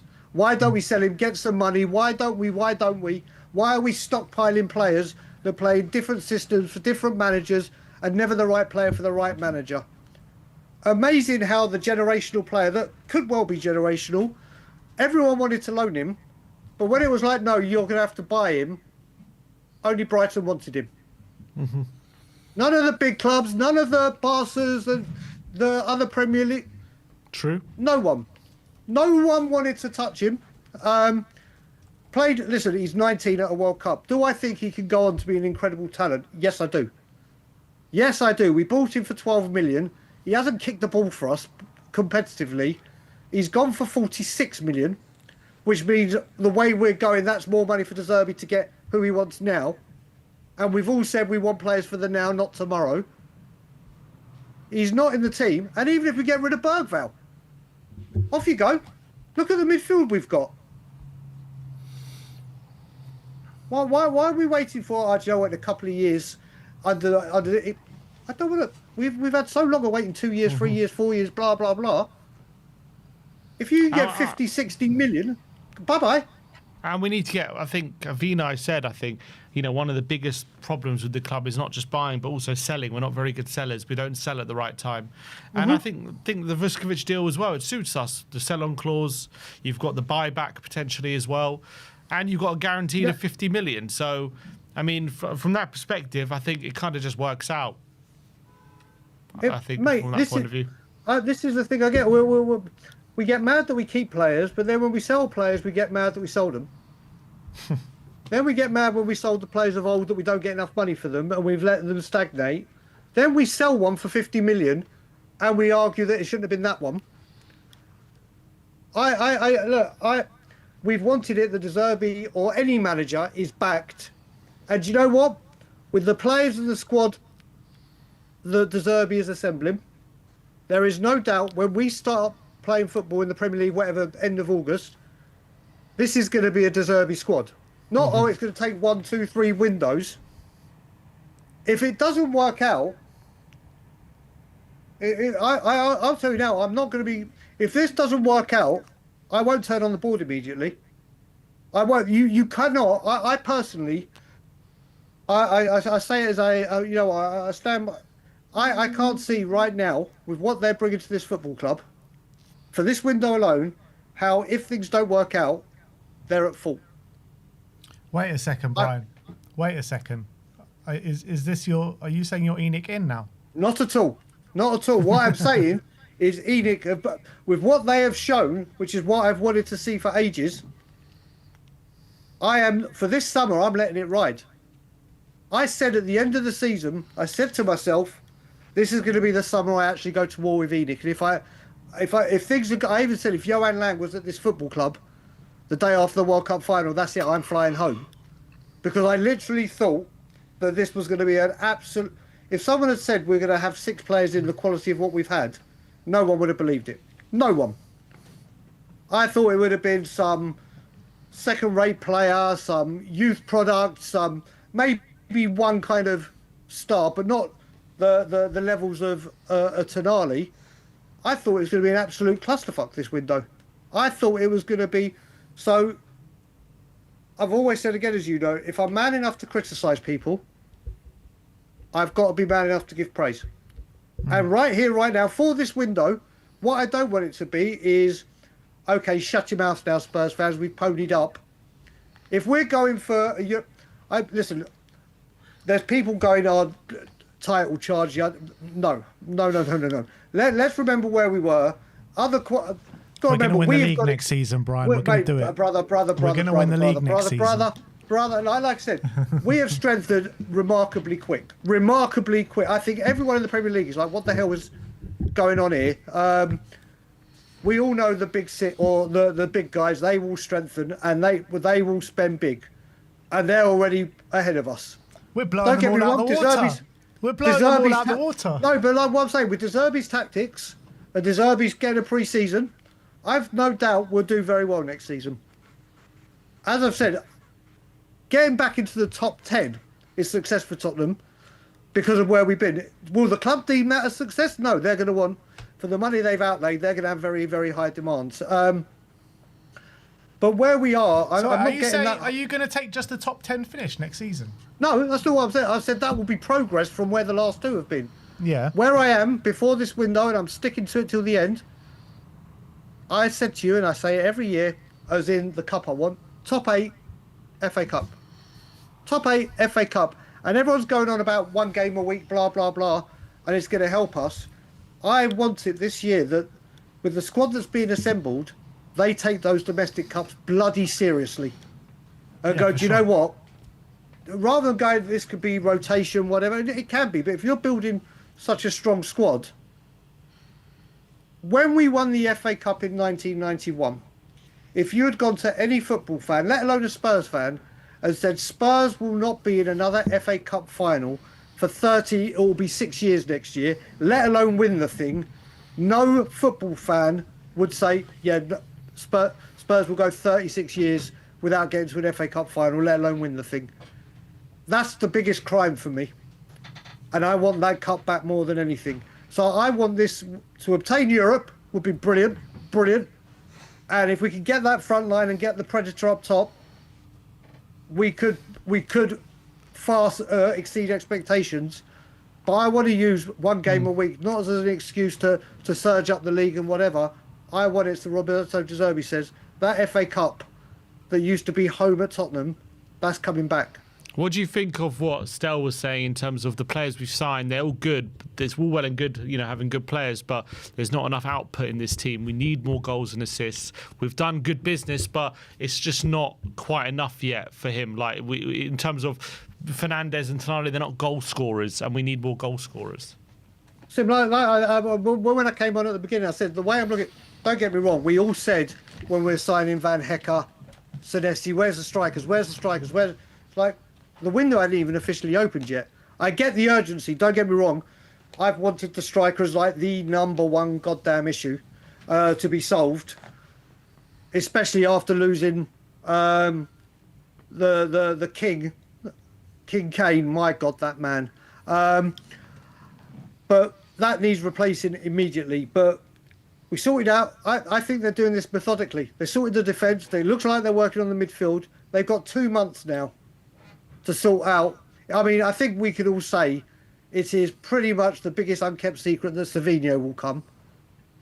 So that Most will be likely, a left winger. Whether it'll be the left winger we all want, then it's the striker. Then it's the striker. And Spurs have said they are prepared to put money down. You're taking I've got Groupie? no doubt. Mate, he's a gem. He's a gem. My number one is Garassi, and I listen. People are going to think I am. Again, this is me in pure la la land, like absolute daydream delusional. So I'm not thinking this will happen. But do you remember a certain striker said, "Match my ambition, and I'll never leave." If there's ever been a time, 1 year left on your contract to go, Harry. You see what's going on right here. Last year of your contract, Shearer's record. Not saying it will happen. I don't think it's going to happen. I'm in cloud cuckoo land and I'm dreaming big. But if there was ever a time to say, Harry, you know that Premier League record and match your ambition, to spending £200 million in 1 day, to sorting out, mate, I don't think it would ever happen. I don't think it's going to happen. But if there'd ever been a time to make a call and tempt him, surely now would be the time to do it. You know what it is, Brian, with Harry Kane? I think this summer is definitely a no-go. There's no chance Harry Kane, the stature that he's in, best striker in the world, potentially best player 100%. in the world at this moment in time, that he's going to take a year out of his career not in the Champions League. I just think that's never going to happen. Mate. Never going to happen. But next year, if Spurs get back into the Champions League and we keep showing this ambition, I think next year could be a possibility. Then you've got to look at it, mate. What, mate? Look, like I said, this is all delusion, and let's think out the box and get absolutely batshit bonkers crazy. I don't think this is going to happen. But you got about the Champions League. He wanted to go and win silverware. He's won it. What means more to him, the Champions League or going down in history as Spurs' record goal scorer, England's record goal scorer, England's record caps, England's record World Cup goal scorer, and he's still got a couple of years to try and bag in 48 Premier League goals and take that. I mean, like I said, If we were to sign Harry Kane, that is it. We are genuine title contenders if we were to sign Harry Kane. Mate, that's me. Like I said, again, I'm going to stress it because I know how it all broken telephones. It'll be like Bryce said, Spurs buying Kane with his. I am Brian in says cloud Spurs are winning the league. Mate, I am in cloud cuckoo land. I've taken a bang to the head. I've gone into sliding doors moment. But if there'd ever been a chance, ever, to say, look at this project, look what's here, the manager, whatever you want to say, with 1 year left on the contract. I think next summer's the chance, man. I Mate, really do. It could be, mate. Mate, listen, again, this is silly talk. I mean, at the start of the window, people kept saying, let's get Osimhen. And I was like, not a chance will he come to... His people wouldn't even come to the table because of the wages. Well, now, are the wages an issue? The wages are not an issue. Kane's Exactly, that's what I'm saying. Family Kane, surely they want to come back to London. Mate, mate, there's nothing more I'd love. Could you imagine, just out of the blue randomly, like the Gareth Bale comeback video, you just saw it, and it went quiet, it was Harry Kane. And if that wouldn't be the biggest see you next Tuesday Levy, that would be, I want it just for that. Forget that, that would be lovely. But, mate, look, let's get back to reality. I think we get the striker. I'm with you, Ben. Number 1 for me is Garassi. Number 2 would be Marmoush. What about Krupi? You like Krupi?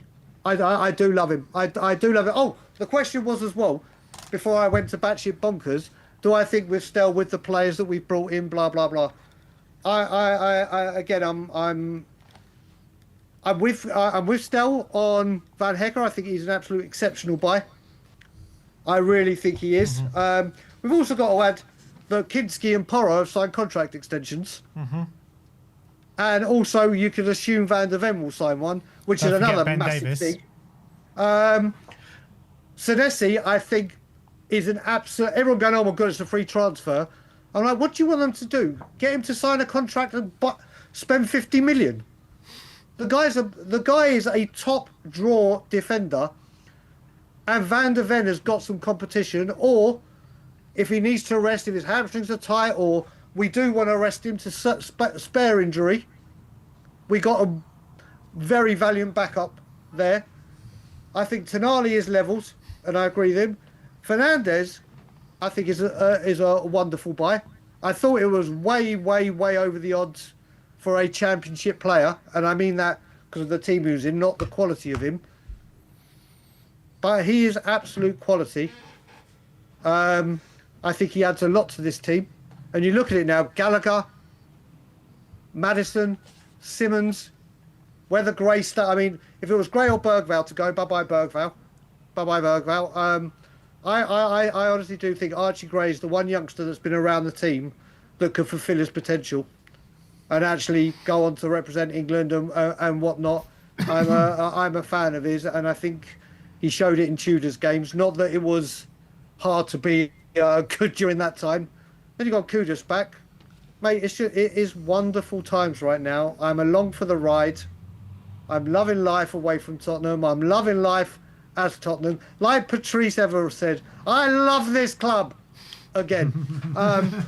So, mate, it's just smiles and happiness for me now. And just keep it going. Just keep it going. Whatever you're doing, keep doing it until the end of the window.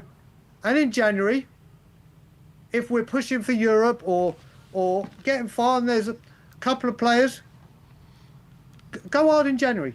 That way, if Spurs land a big hitter in January, that again, even if it was just one signing, but a big one, that will show change.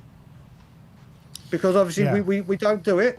And then and where I do agree with Stel, where I completely agree with Stel, is should we get Europe next season, no matter what competition it is, are we going to strengthen from a place of strength rather than trying to build from a place of weakness? And if this is the way forward, I think we will. I guess the idea is that in this summer is the summer for the main rebuild where you have to bring in so many players. And if you get the squad right this summer, then every summer, every transfer window, you only need to add a 1 or a 2 here and there. Yeah, we shouldn't need 10 signings every window. Exactly. Yeah. But also, bro, and also every signing off this shouldn't have to be Prem proven as well. You know, you get a core of Prem proven players that you know can do the job, then you can start to afford to take some risks after that with some other transfers. You just stole my goddamn thunder. Sorry. I literally was about to say, you sign players like this, let's just say Savinho and a striker comes in, you want to buy a youth project that's the future of tomorrow, knock yourself out. Because you bought 7 stars or 8, whatever it may be, and you bring in 1 youth. Not you bring in 4 youth to 1 star or 1 first teamer. If we have a window like this and you want to bring that guy from Hearts back, was it Hearts last season? Yeah. James Wilson. And you want to hijack him from Arsenal. Mate, if you want to, after a window like this, bring James Wilson back for no apparent reason, knock yourselves out. Knock yourselves out. Welcome aboard, James Wilson. If you buy 7, 8 players like you're doing right now. No drama. And that's the way the big clubs operate. Absolutely. So it's safe to say that Brian Daigle is a very happy man right now. Mate, like I said, that break that I took from YouTube was needed in social media. I got dragged back in. I did say to Enoch out, bloody hell, I'd be making an appearance back now if I hadn't been back now. But But that break did me the world of good. I learned a lot about myself. I learned a lot about how I come across and what gets to me and what triggers me. Obviously, I've had a lot of problems health-wise and not being able to find work. I've got a great job. My self-esteem is back. My self-worth is back. My love is back. And the final passionate, emotional thing I'll say is back before the dark days of sugar, and obviously I was younger, like Isaac and Noah, I didn't know the name of the boards. I didn't give it was like Irving Scholar and whatever. I just got excited by watching Spurs, by being a Spurs fan and signing a player and going, oh my God, oh my God, this, and being excited about what's going on with the pitch. Not giving them monkeys what's going on there. For 18 years, as much as I've loved my club, protested for the club, spoken out about the club, whether I've pissed people off or not, everything I have done is look up at them lot with pure vengeance and fury. God, I'm going all Pulp Fiction. But I literally always wanted the best for the club, always supporting them. But every single transfer window, I was like, they're going to fuck. My eyes were firmly up here. And recently, since that break, I was like, do you know what? Seeing Isaac and Noah at 14 years old being so passionate and so into it, and just they're messaging me, oh my God, Ben and Simeon have said this, oh my God, this is going on. And I just wanted that boy that I used to see that just wanted to love my football club and not have to go nuts about these dickheads at the top. And right here, right now, with the outlook I've got on life, my job, blah, blah, blah, I am excited. I am optimistic. I am loving talking about Tottenham. I am loving streaming again. I am loving speaking with people and being active on social media. Long may it goddamn continue. But mark my words, they screw up, this will change, and I will be back there. But right here, right now, everything I've wanted from my football club in a window is happening. They're backing a manager. Never has there been a season to be more optimistic in recent history. And right here, right now, I am going to enjoy the summer. I'm going to enjoy the World Cup. I'm going to enjoy my life. And I am going to enjoy loving this football club as a football club, not a business. Lovely, On, lovely Brian. words, Brian. On, Love Brian. it. Absolutely love it. Just a quick one before you go. Who's going further in the World Cup, Canada or England? Mate, do you know what? I'm going to say this. I mean, Canada, I didn't even... I said to you, I thought they'd get third in the group stage, but I thought group stage, whatever. The buzz around Toronto is incredible, downtown and everything. It's seeing fans from all different nations joke about, laugh, banter. Just it's been a festival of football, and everyone's loving it. And what Canada are doing is just incredible. I don't know why, but I think they're going to beat Morocco. Probably because of this optimistic, delusional me. Do you know what? I think the real me is going to walk in a minute and literally just go parabolic. Mexico, in Mexico, at altitude, someone was telling me they've lost 2 games out of the last 80 at that stadium. Yeah. But up until yesterday, we hadn't won a game since '66 when we were 1 goal down. So I think we'll be Brazil next round. Listen, I would love Canada to do well. Obviously, England to go further. But I've got a feeling England could go out this round because if Harry Kane's not there, Why wouldn't he be there? No, I'm saying if he doesn't turn up, he is England. Yeah. He is England. Like I said, I've started singing the national anthem, but I don't say King, I say Kane. And if he turns up, we have a chance. All right, man. Brian, always a pleasure to have you on, my friend. Much love to you and everyone in the much. chat. Enjoy the summer. Come on, enjoy Brian. the World Cup and enjoy this football club. How about you, Spurs? Big up to you. Ooh, Brian. That's a big one. Big one, Mr. Brian Daigle. We've got someone else that has just joined as well, which I'm sure all of you will want to be hearing from right now. So let's line him up. Oh, here he is. Let's line him up. This is the main event. Nicky Hawkins, West Ham Fan TV. Come on, Nicky. How are we doing, Nicky? Back off. I'm all right, boys. You all right? Yeah, not It's bad. good to see you, Nicky. Not bad. So, Nicky, Good to see you. Good to see you. it's good to see you too, mate. So, Nicky, it's happened again. Oh no. Listen, we spoke about this on my stream the other day. We ain't in a position to be refusing that sort of money. We needed the money. You paid the money. Excuse me. Oh, he's choking up. I nearly choked on my tears then. But no, you paid the money. I think it's a good deal all around. The only people I've seen fucking moaning, the only people getting on my nerves are Man United fans who are fucking whinging and moaning we didn't sell him to them. But I'm quite happy with the deal. He's a good little player. You've got a good little player there. It's probably a bit much in terms of the wages you paid him and all that, but he's got all the potential to be a top player. You paid the money. We needed the money.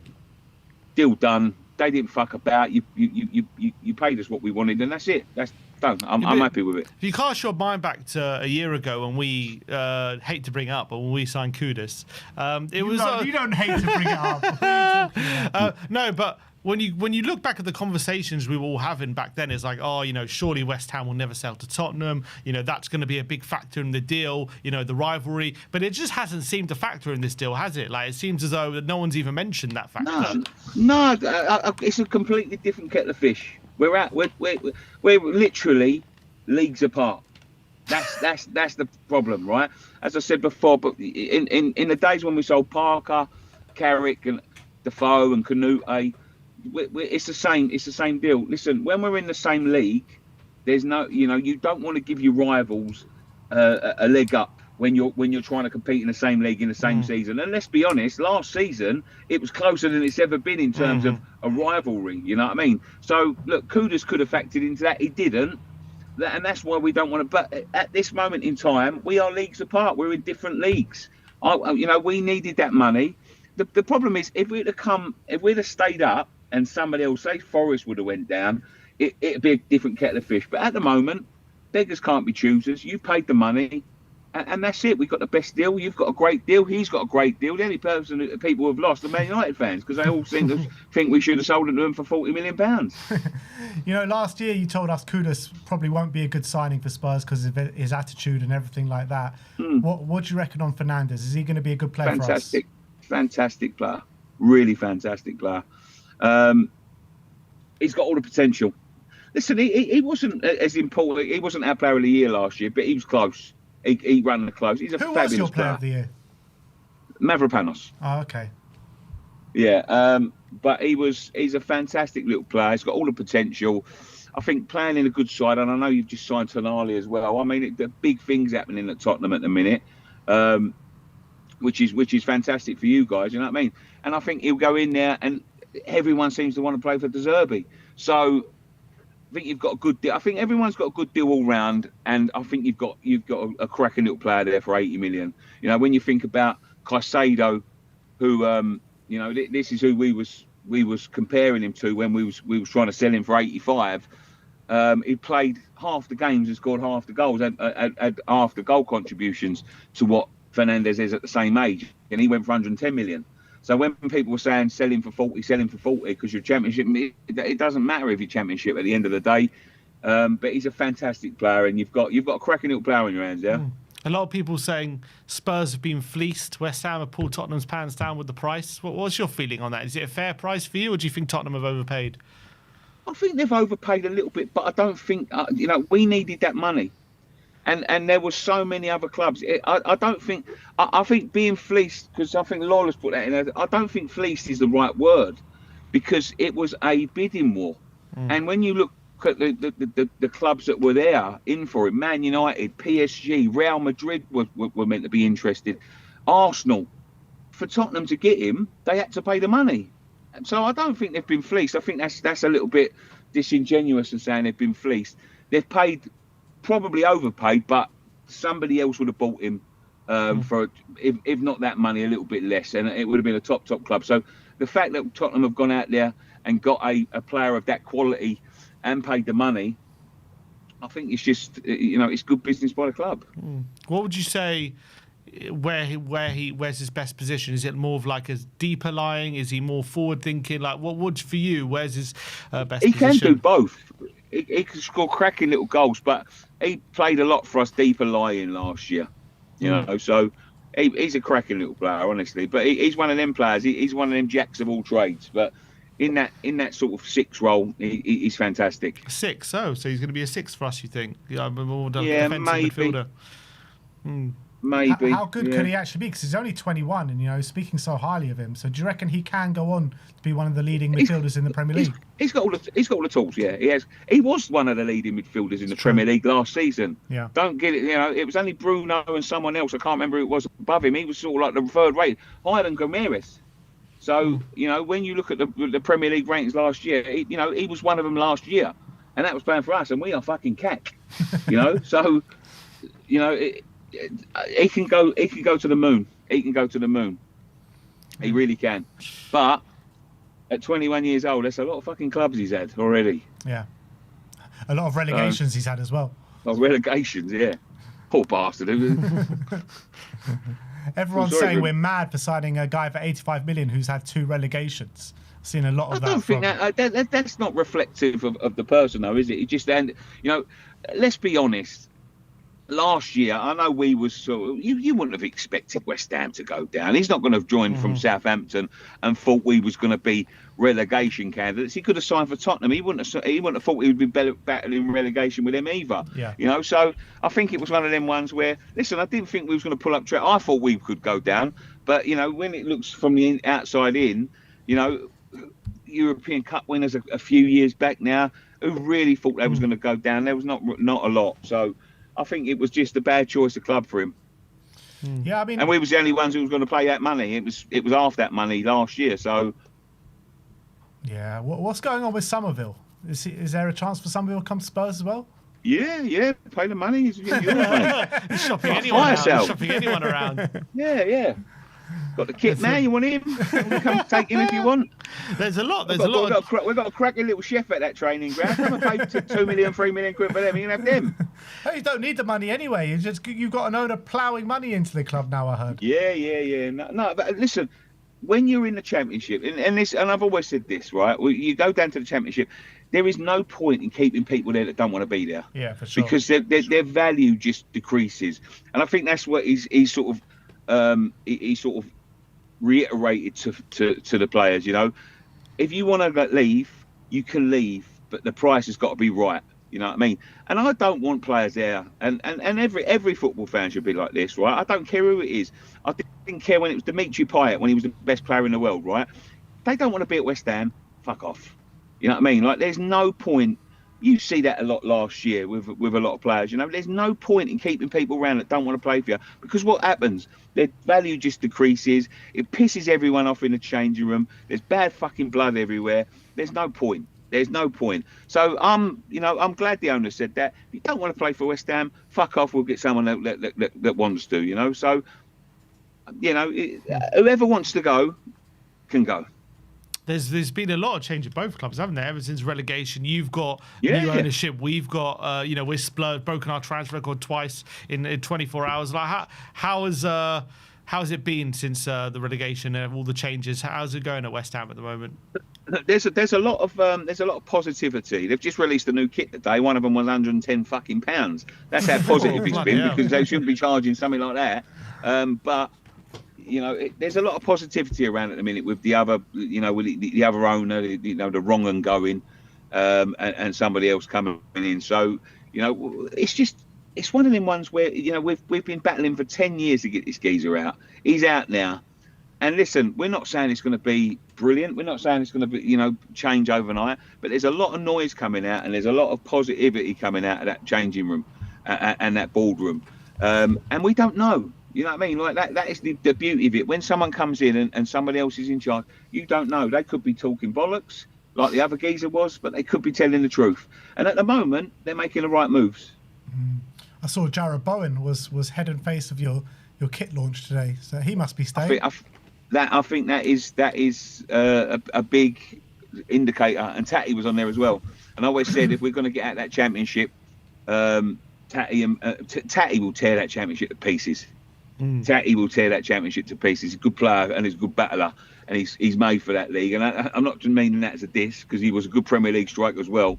But that championship, he'll tear it up. Bowen will tear it up. Get rid of the people that don't want to go. Keep that core, which it looks like we're going to now, and we'll be okay. And we'll be ready to come back and sort of get back into that league next year. I think we're well equipped to deal with a championship season. I'll tell you what, though, I know I shouldn't big him up really, but Wolfie must be happy. Fucking hell, what are they doing? They got Glasner with their manager. Jesus Christ. We might have to get the pod back up and running. Yeah, I know. Yeah, we might have to. It's interesting. Yeah. But any jealousy or resentment at the moment with what's going on at Tottenham, considering we nearly went down and all of a sudden we stayed up and now we're splashing the cash like there's no tomorrow? Well, I think it's one of them. Like, you can't necessarily bank on just splashing the cash. It's all got to work. And to be fair, a lot of I think there's a lot of respect come out of last season for some reason. I don't know how it's fucking happening, because we were sort of like rivals, but there's a lot of respect, and we've been getting a lot of messages saying like, good luck in the championship, blah blah blah, and all that. So all of a sudden, that all I'm seeing is fair play to them. You know what I mean? But you got to remember this: just necessarily splashing the cash don't necessarily mean it's all going to be good. You know what I mean? These players have got to hit the ground running, and they've got to show their qualities, and they've got to fit. Just splashing money around isn't necessarily the one. But no resentment at all. As I said, I'm happy. As I said, I was more pissed off with Man United fans the way they was going on, because they was acting like a load of wankers, to be quite honest with you. But there's no resentment. As I said, good luck to everyone, and hopefully it all works out. Nicky seems very at peace. He does seem at peace. I am at peace. Yeah, I really am. Just quickly on the World Cup, obviously England just about got through against Congo. Fancy our chances at the Azteca? Nah. No chance. No, I really don't. I mean, we was at Box Park Croydon the other day, me and Ben, and I was there again last night. I was in the pit last night. How were you? I was in there getting the beers for. It's fucking mental. Bad. Lucky we got a Harry Kane. That's all I would say. Because it's just it seems to be going backwards. England. It just seems to be going backwards. We're going back. I promise you now. Last night was like watching West Ham. Sideways, backwards, sideways, backwards, sideways, backwards. That's all we done. We're 1-0 down and they're going sideways and backwards. There's no positivity. As the song says, we ain't creative enough and we're not positive enough. We've got fantastic players. The right back's a bit of a fucking dodgy right back, but he was yesterday. But I think it's all around. He didn't take our best right back, which is I think mental, but. We're having problems in the right, and the two centre halves don't look much better either, to be quite honest with you. So, Mexico's going to be tough if we can scrape past that. People like Mbappe and Messi are going to be looking at that right side and thinking, it's going to be the easiest day's work I've ever had when we face these. So, but just because the last game was like that, don't necessarily. That's what I said. We can be bad if we get through. We can be bad. Just don't be bad again. And World Cups are crazy, aren't they? You see that with Germany and all of that going out. You never know what's going to happen. People saying France are bankers. They could come up a cropper in the next game. You don't know, do you? So, it's the beauty of the cup. You can play poor and get through, which we did.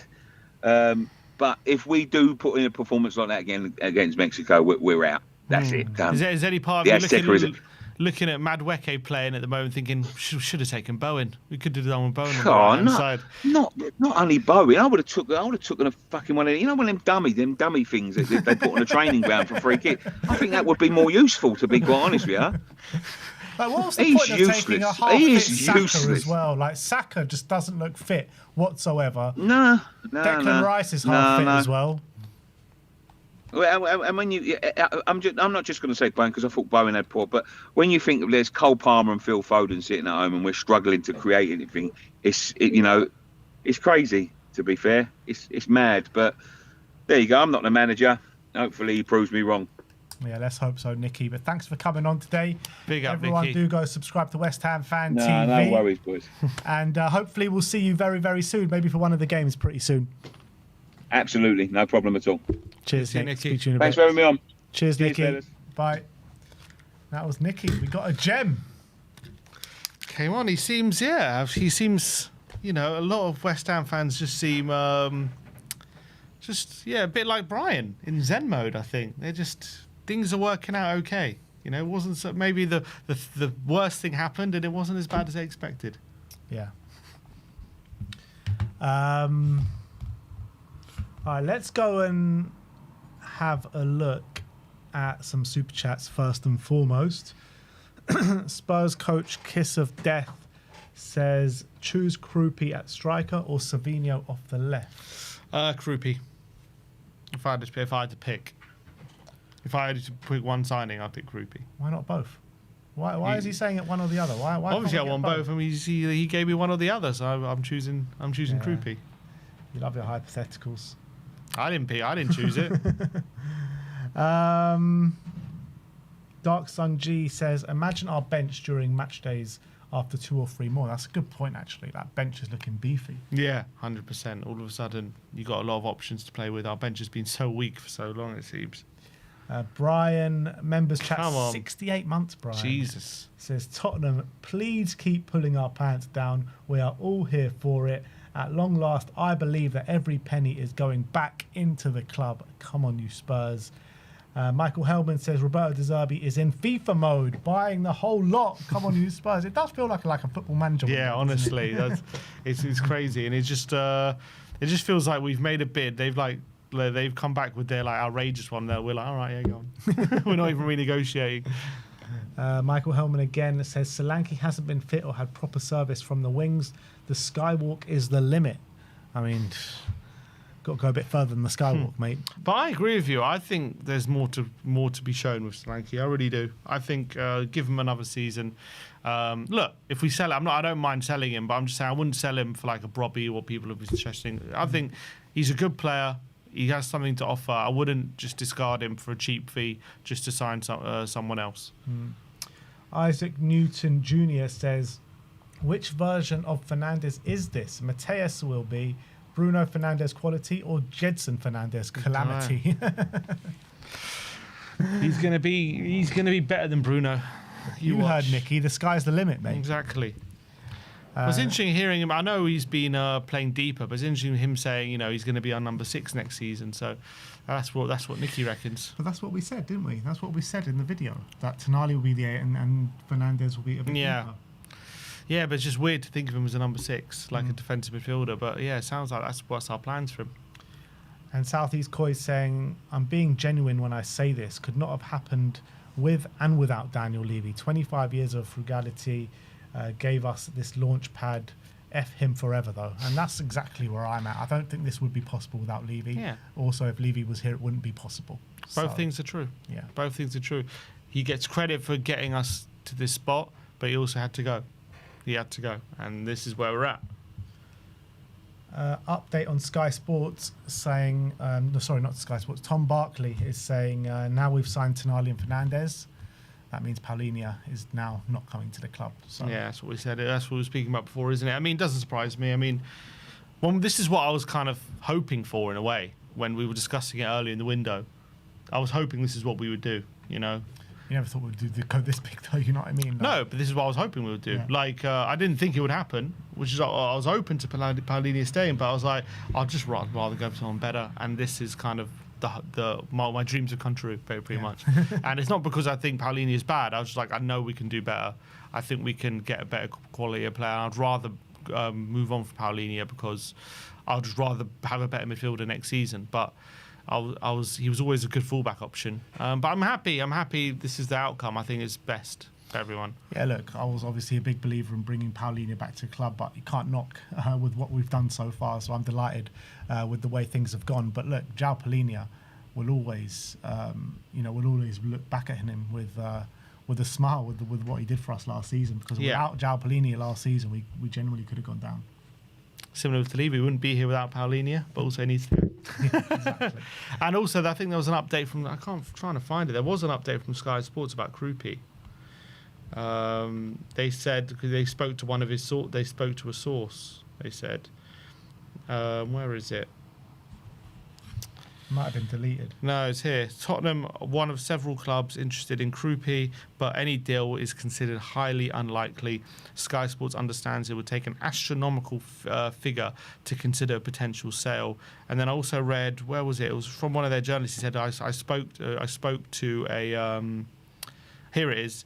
Michael Bridge said, Bournemouth have no need to sell, want Marco Rose to have the strongest squad possible in the first season and would take an astronomical figure to consider selling. He says, when asked on the player and Tottenham's interest, a source has said, who isn't interested in him? Fair point. But did someone say astronomical fee? Someone did. Did someone say that? Well, that suits us because we're paying them like there's no tomorrow. So get as astronomical as you want. Yeah. All right, we're going to end the stream on a few reactions on Sandro Tonali on social media. So if we can line that up, we've got a few to get through. And we'll get it up in a second. Yeah, there we go. First up is NUFC Merv saying, hasn't even put pen to paper for Spurs yet and he's already twerking again for AC Milan. Is this bloke actually a bit of a see you next Tuesday?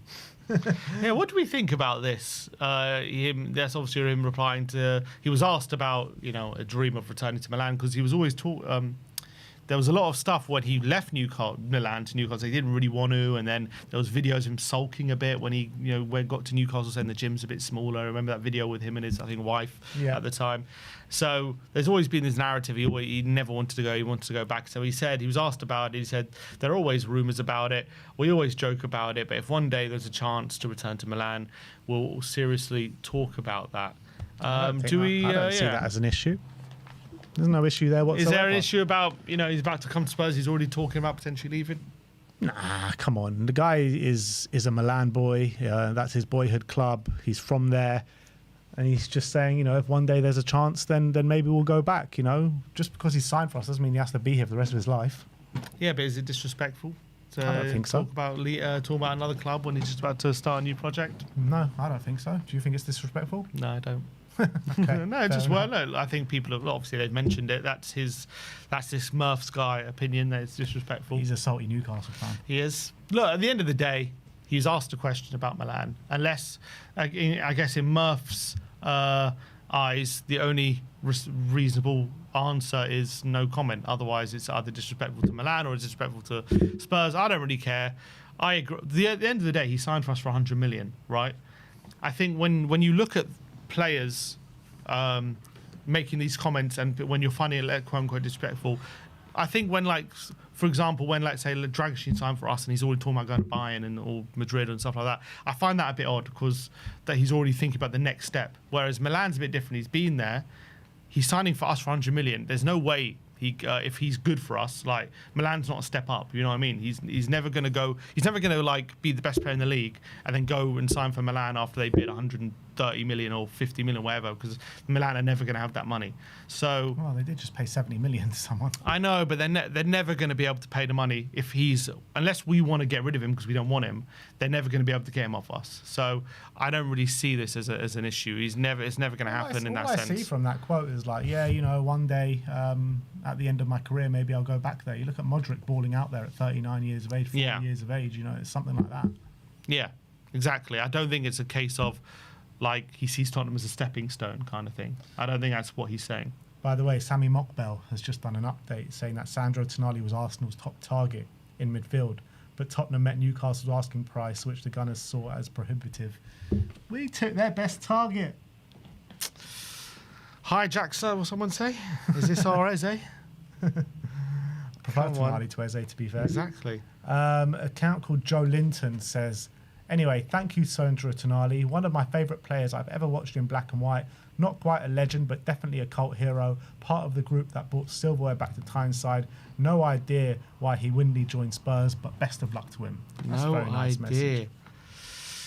Message. Yeah, lovely. It's a bit of a weird one, I guess, for Newcastle fans because he came didn't play for a year because of a betting scandal. Then obviously, you know, got over that. They stood by him, and he ended up playing very well, and he had like a hero's welcome when he returned, and then, you know, had an average year, and he decided to up and leave. So I don't know, if I was a Newcastle fan, I don't know how I'd feel about him. Like, I don't know if I'd be happy about it, or I'd be a bit annoyed because of how things, you know, have transpired.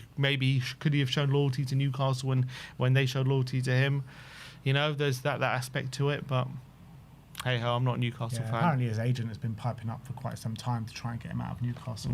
So I'd be royally pissed off if I was a Newcastle fan. Yeah, and last season, not the season just gone, the season before that, he was amazing, but that was his first season at Newcastle, really, because his first season he was banned the whole year. Yeah. So he's only actually been there 2 years. Paul, Newcastle United FC, says, Tonali, good money for an inconsistent player. He wanted London for his young family, but zero loyalty when the club and fans supported him through a dark addiction. Off you pop, Bonnie lad.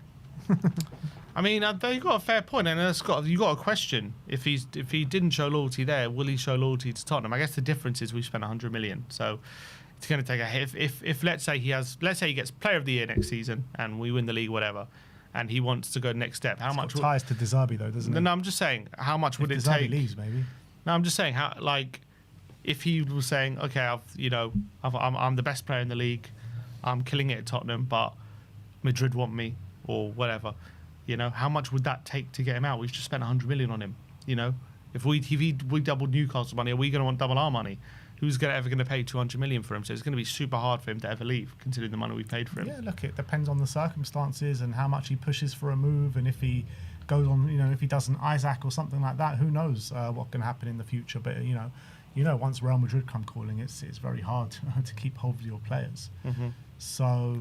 Look, it will take a hefty fee. I don't know if Spurs will look to double their money, but maybe like 150 or something if that was to happen. I think we'll then have to worry if we're saying we would sell for 150, because he's already been pushing already for one thing. I hope it doesn't happen at Tottenham. Yeah, but we know Real Madrid are Real Madrid. Like, if most of our players, if Real Madrid came calling, then they would probably want to go. Well, apparently Porro didn't. Yeah, I mean, there's always the odd cases, but I'm saying the majority of our squad. Yeah. It's just is what it is. Jack Cunningham says, Tonali had one absolutely incredible season where he should have been in team this season, then a pretty average one. The fee is so extremely good, nearly double what Newcastle paid for him.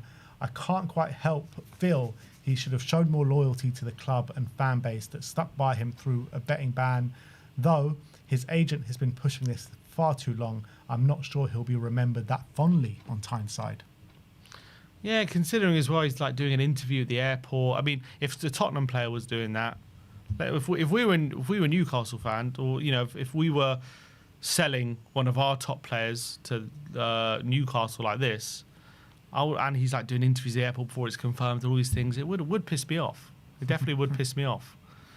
So I can understand, it probably taints. It's not ended in the best possible way, has it? Probably tainted a bit. Yeah, I mean, I think just going to Tottenham has tainted it just in itself. Yeah. Like, because they see themselves as on a level playing field than us, or even better than us. This one says, these Tonali quotes are absolutely classless. He's disrespected Tottenham by talking about a return to Italy before he's even signed for them. He hasn't even said a goodbye message to Newcastle fans before he's talking about his new adventure in London. You couldn't make it up. Yeah, I feel for him. He's going through it. It is what it is. He's hard to let go. He's taking some swipes before he has to let go for good, but it is what it is. This guy, Toon Takeover, he's at it again. He says, I keep thinking about a line I wrote in this tweet yesterday, and I've changed my mind. I don't think Sandro Tonali will be remembered fondly by the Newcastle fans, nor should he be. So I want to retract. Fuck him, arrivederci. And he said yesterday, thanks for the memories, Sandro. Is he worth 100 million? Definitely not. But now he's saying no thanks to the memories. No thanks for the memories. I think that's a bit much.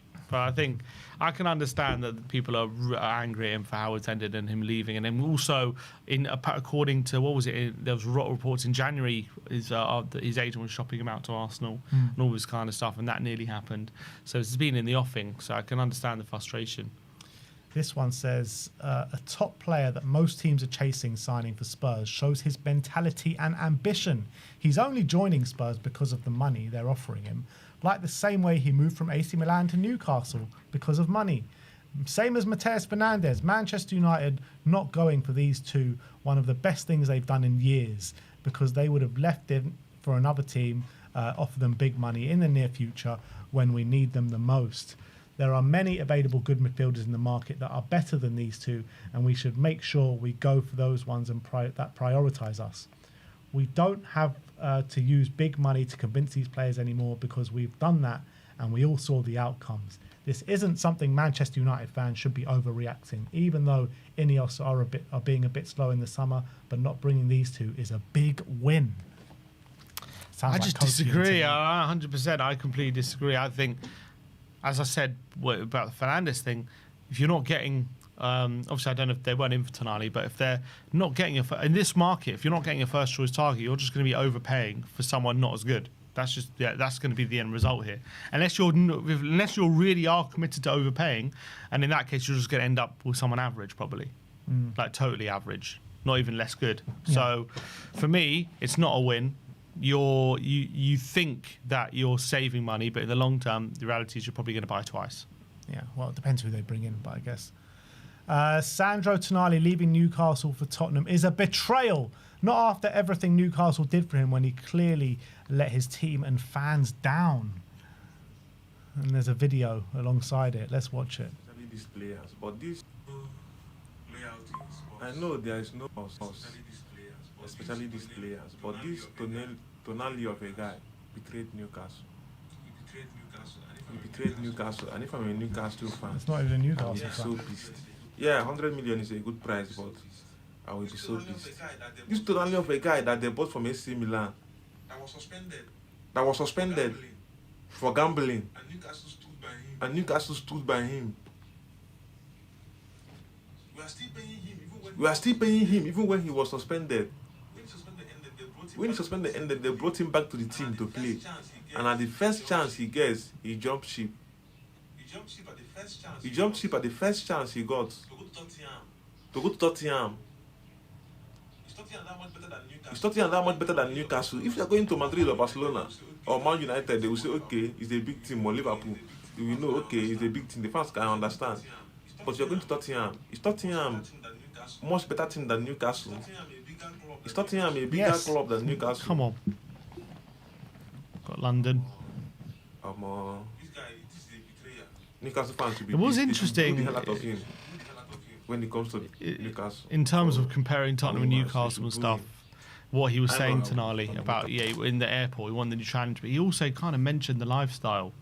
So obviously I was definitely in his thinking. He said about De Zerbi and how much of an influence, but he also said, I'm looking for a change in my life and for my family. He was talking about, so I do wonder if he's hinting, he just would rather the London lifestyle than being out in Newcastle. I wonder if that's part of it. Also, you mentioned when he went into the Newcastle facilities. Well, look at the Tottenham facilities. Yeah, also true. He did mention that, yeah. K Mappa says Tottenham had a near-death experience and realised there's no point being stingy anymore. That's literally what's happened. Isn't it? It's like we saw the That's light. literally It's what's like we happened. had... Go down, Sammy. It's like life flashed before our eyes. That's exactly what happened. Peter Davis says Sandro Tonali has let every Newcastle fan down that supported him through his gambling ban, and I'll have nobody tell me different. There are a lot of Newcastle fans with that sentiment saying they felt betrayed by Sandro Tonali. I don't blame him, but at the end of the day, he's got to do what's best for his career. And when De Zerbi knocks, you answer. Alice Talks Football says Tottenham go and sign Mateus and Tonali in 24 hours while we sit here and do nothing. I thought Manchester United were meant to be rebuilding their midfield this summer and going big. Now they have UCL. Mainu is our only fit central midfielder in the whole squad. Well, is Edison not fit? I guess they haven't officially announced him, have they? Have they not? No, I think it's been a here we go, but I don't think they've officially announced it.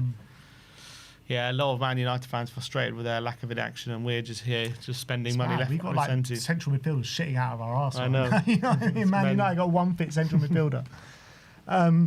James Ducker of the Telegraph says those United fans criticising Spurs for signing Tonali and Fernandes, two players that would have been creaming themselves over that they signed for their club. I totally understand United's position on both, but deriding Spurs for their ambition is insane.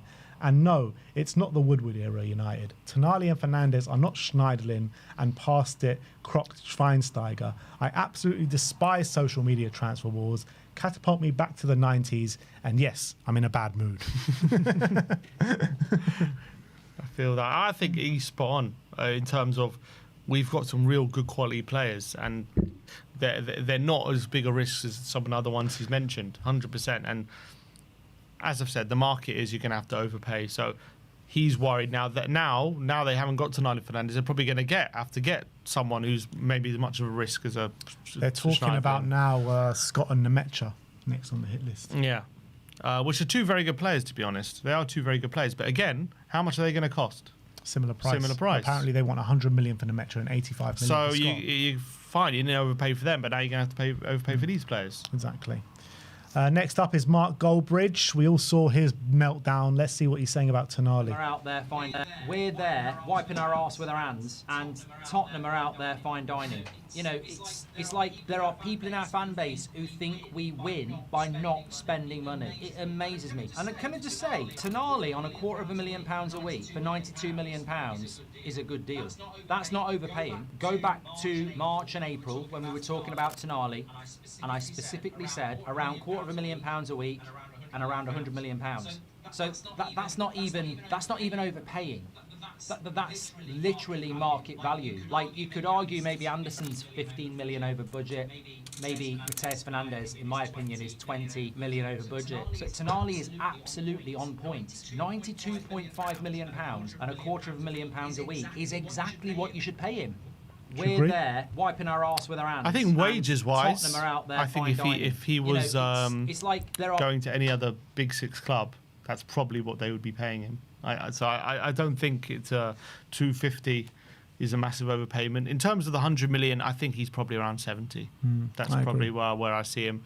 But we're talking maybe about 75. We're talking about market value, and you're looking at the market right now. True, but I think if I think he's worth 75, and then you say Gusto's worth 75, well then he probably is about 92 and a half. In terms of like, where do you see him alongside Anderson right now? Is he a better player right now than Elliot Anderson?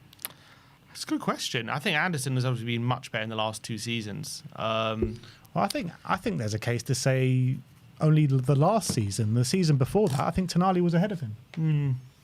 I mean, there's definitely an argument to say that, to be honest. I mean, there is a case for it. I mean, Tonali's also 26 and done it for a lot longer than Anderson. Let's be honest, how long's Anderson actually been top of his game? He was quite good at Newcastle, but he wasn't last season was the real top season for him. The season before that, he was very good, but this last year was incredible. Yeah, last season he stepped up even more. I mean, Tonali, is, as we said, we couldn't name 10 midfielders better than him, could we? I think Elliot Anderson, for one season in his career, has been better than Tonali. For one season. And I think the year before, I think Tonali was much better than him. I really believe that.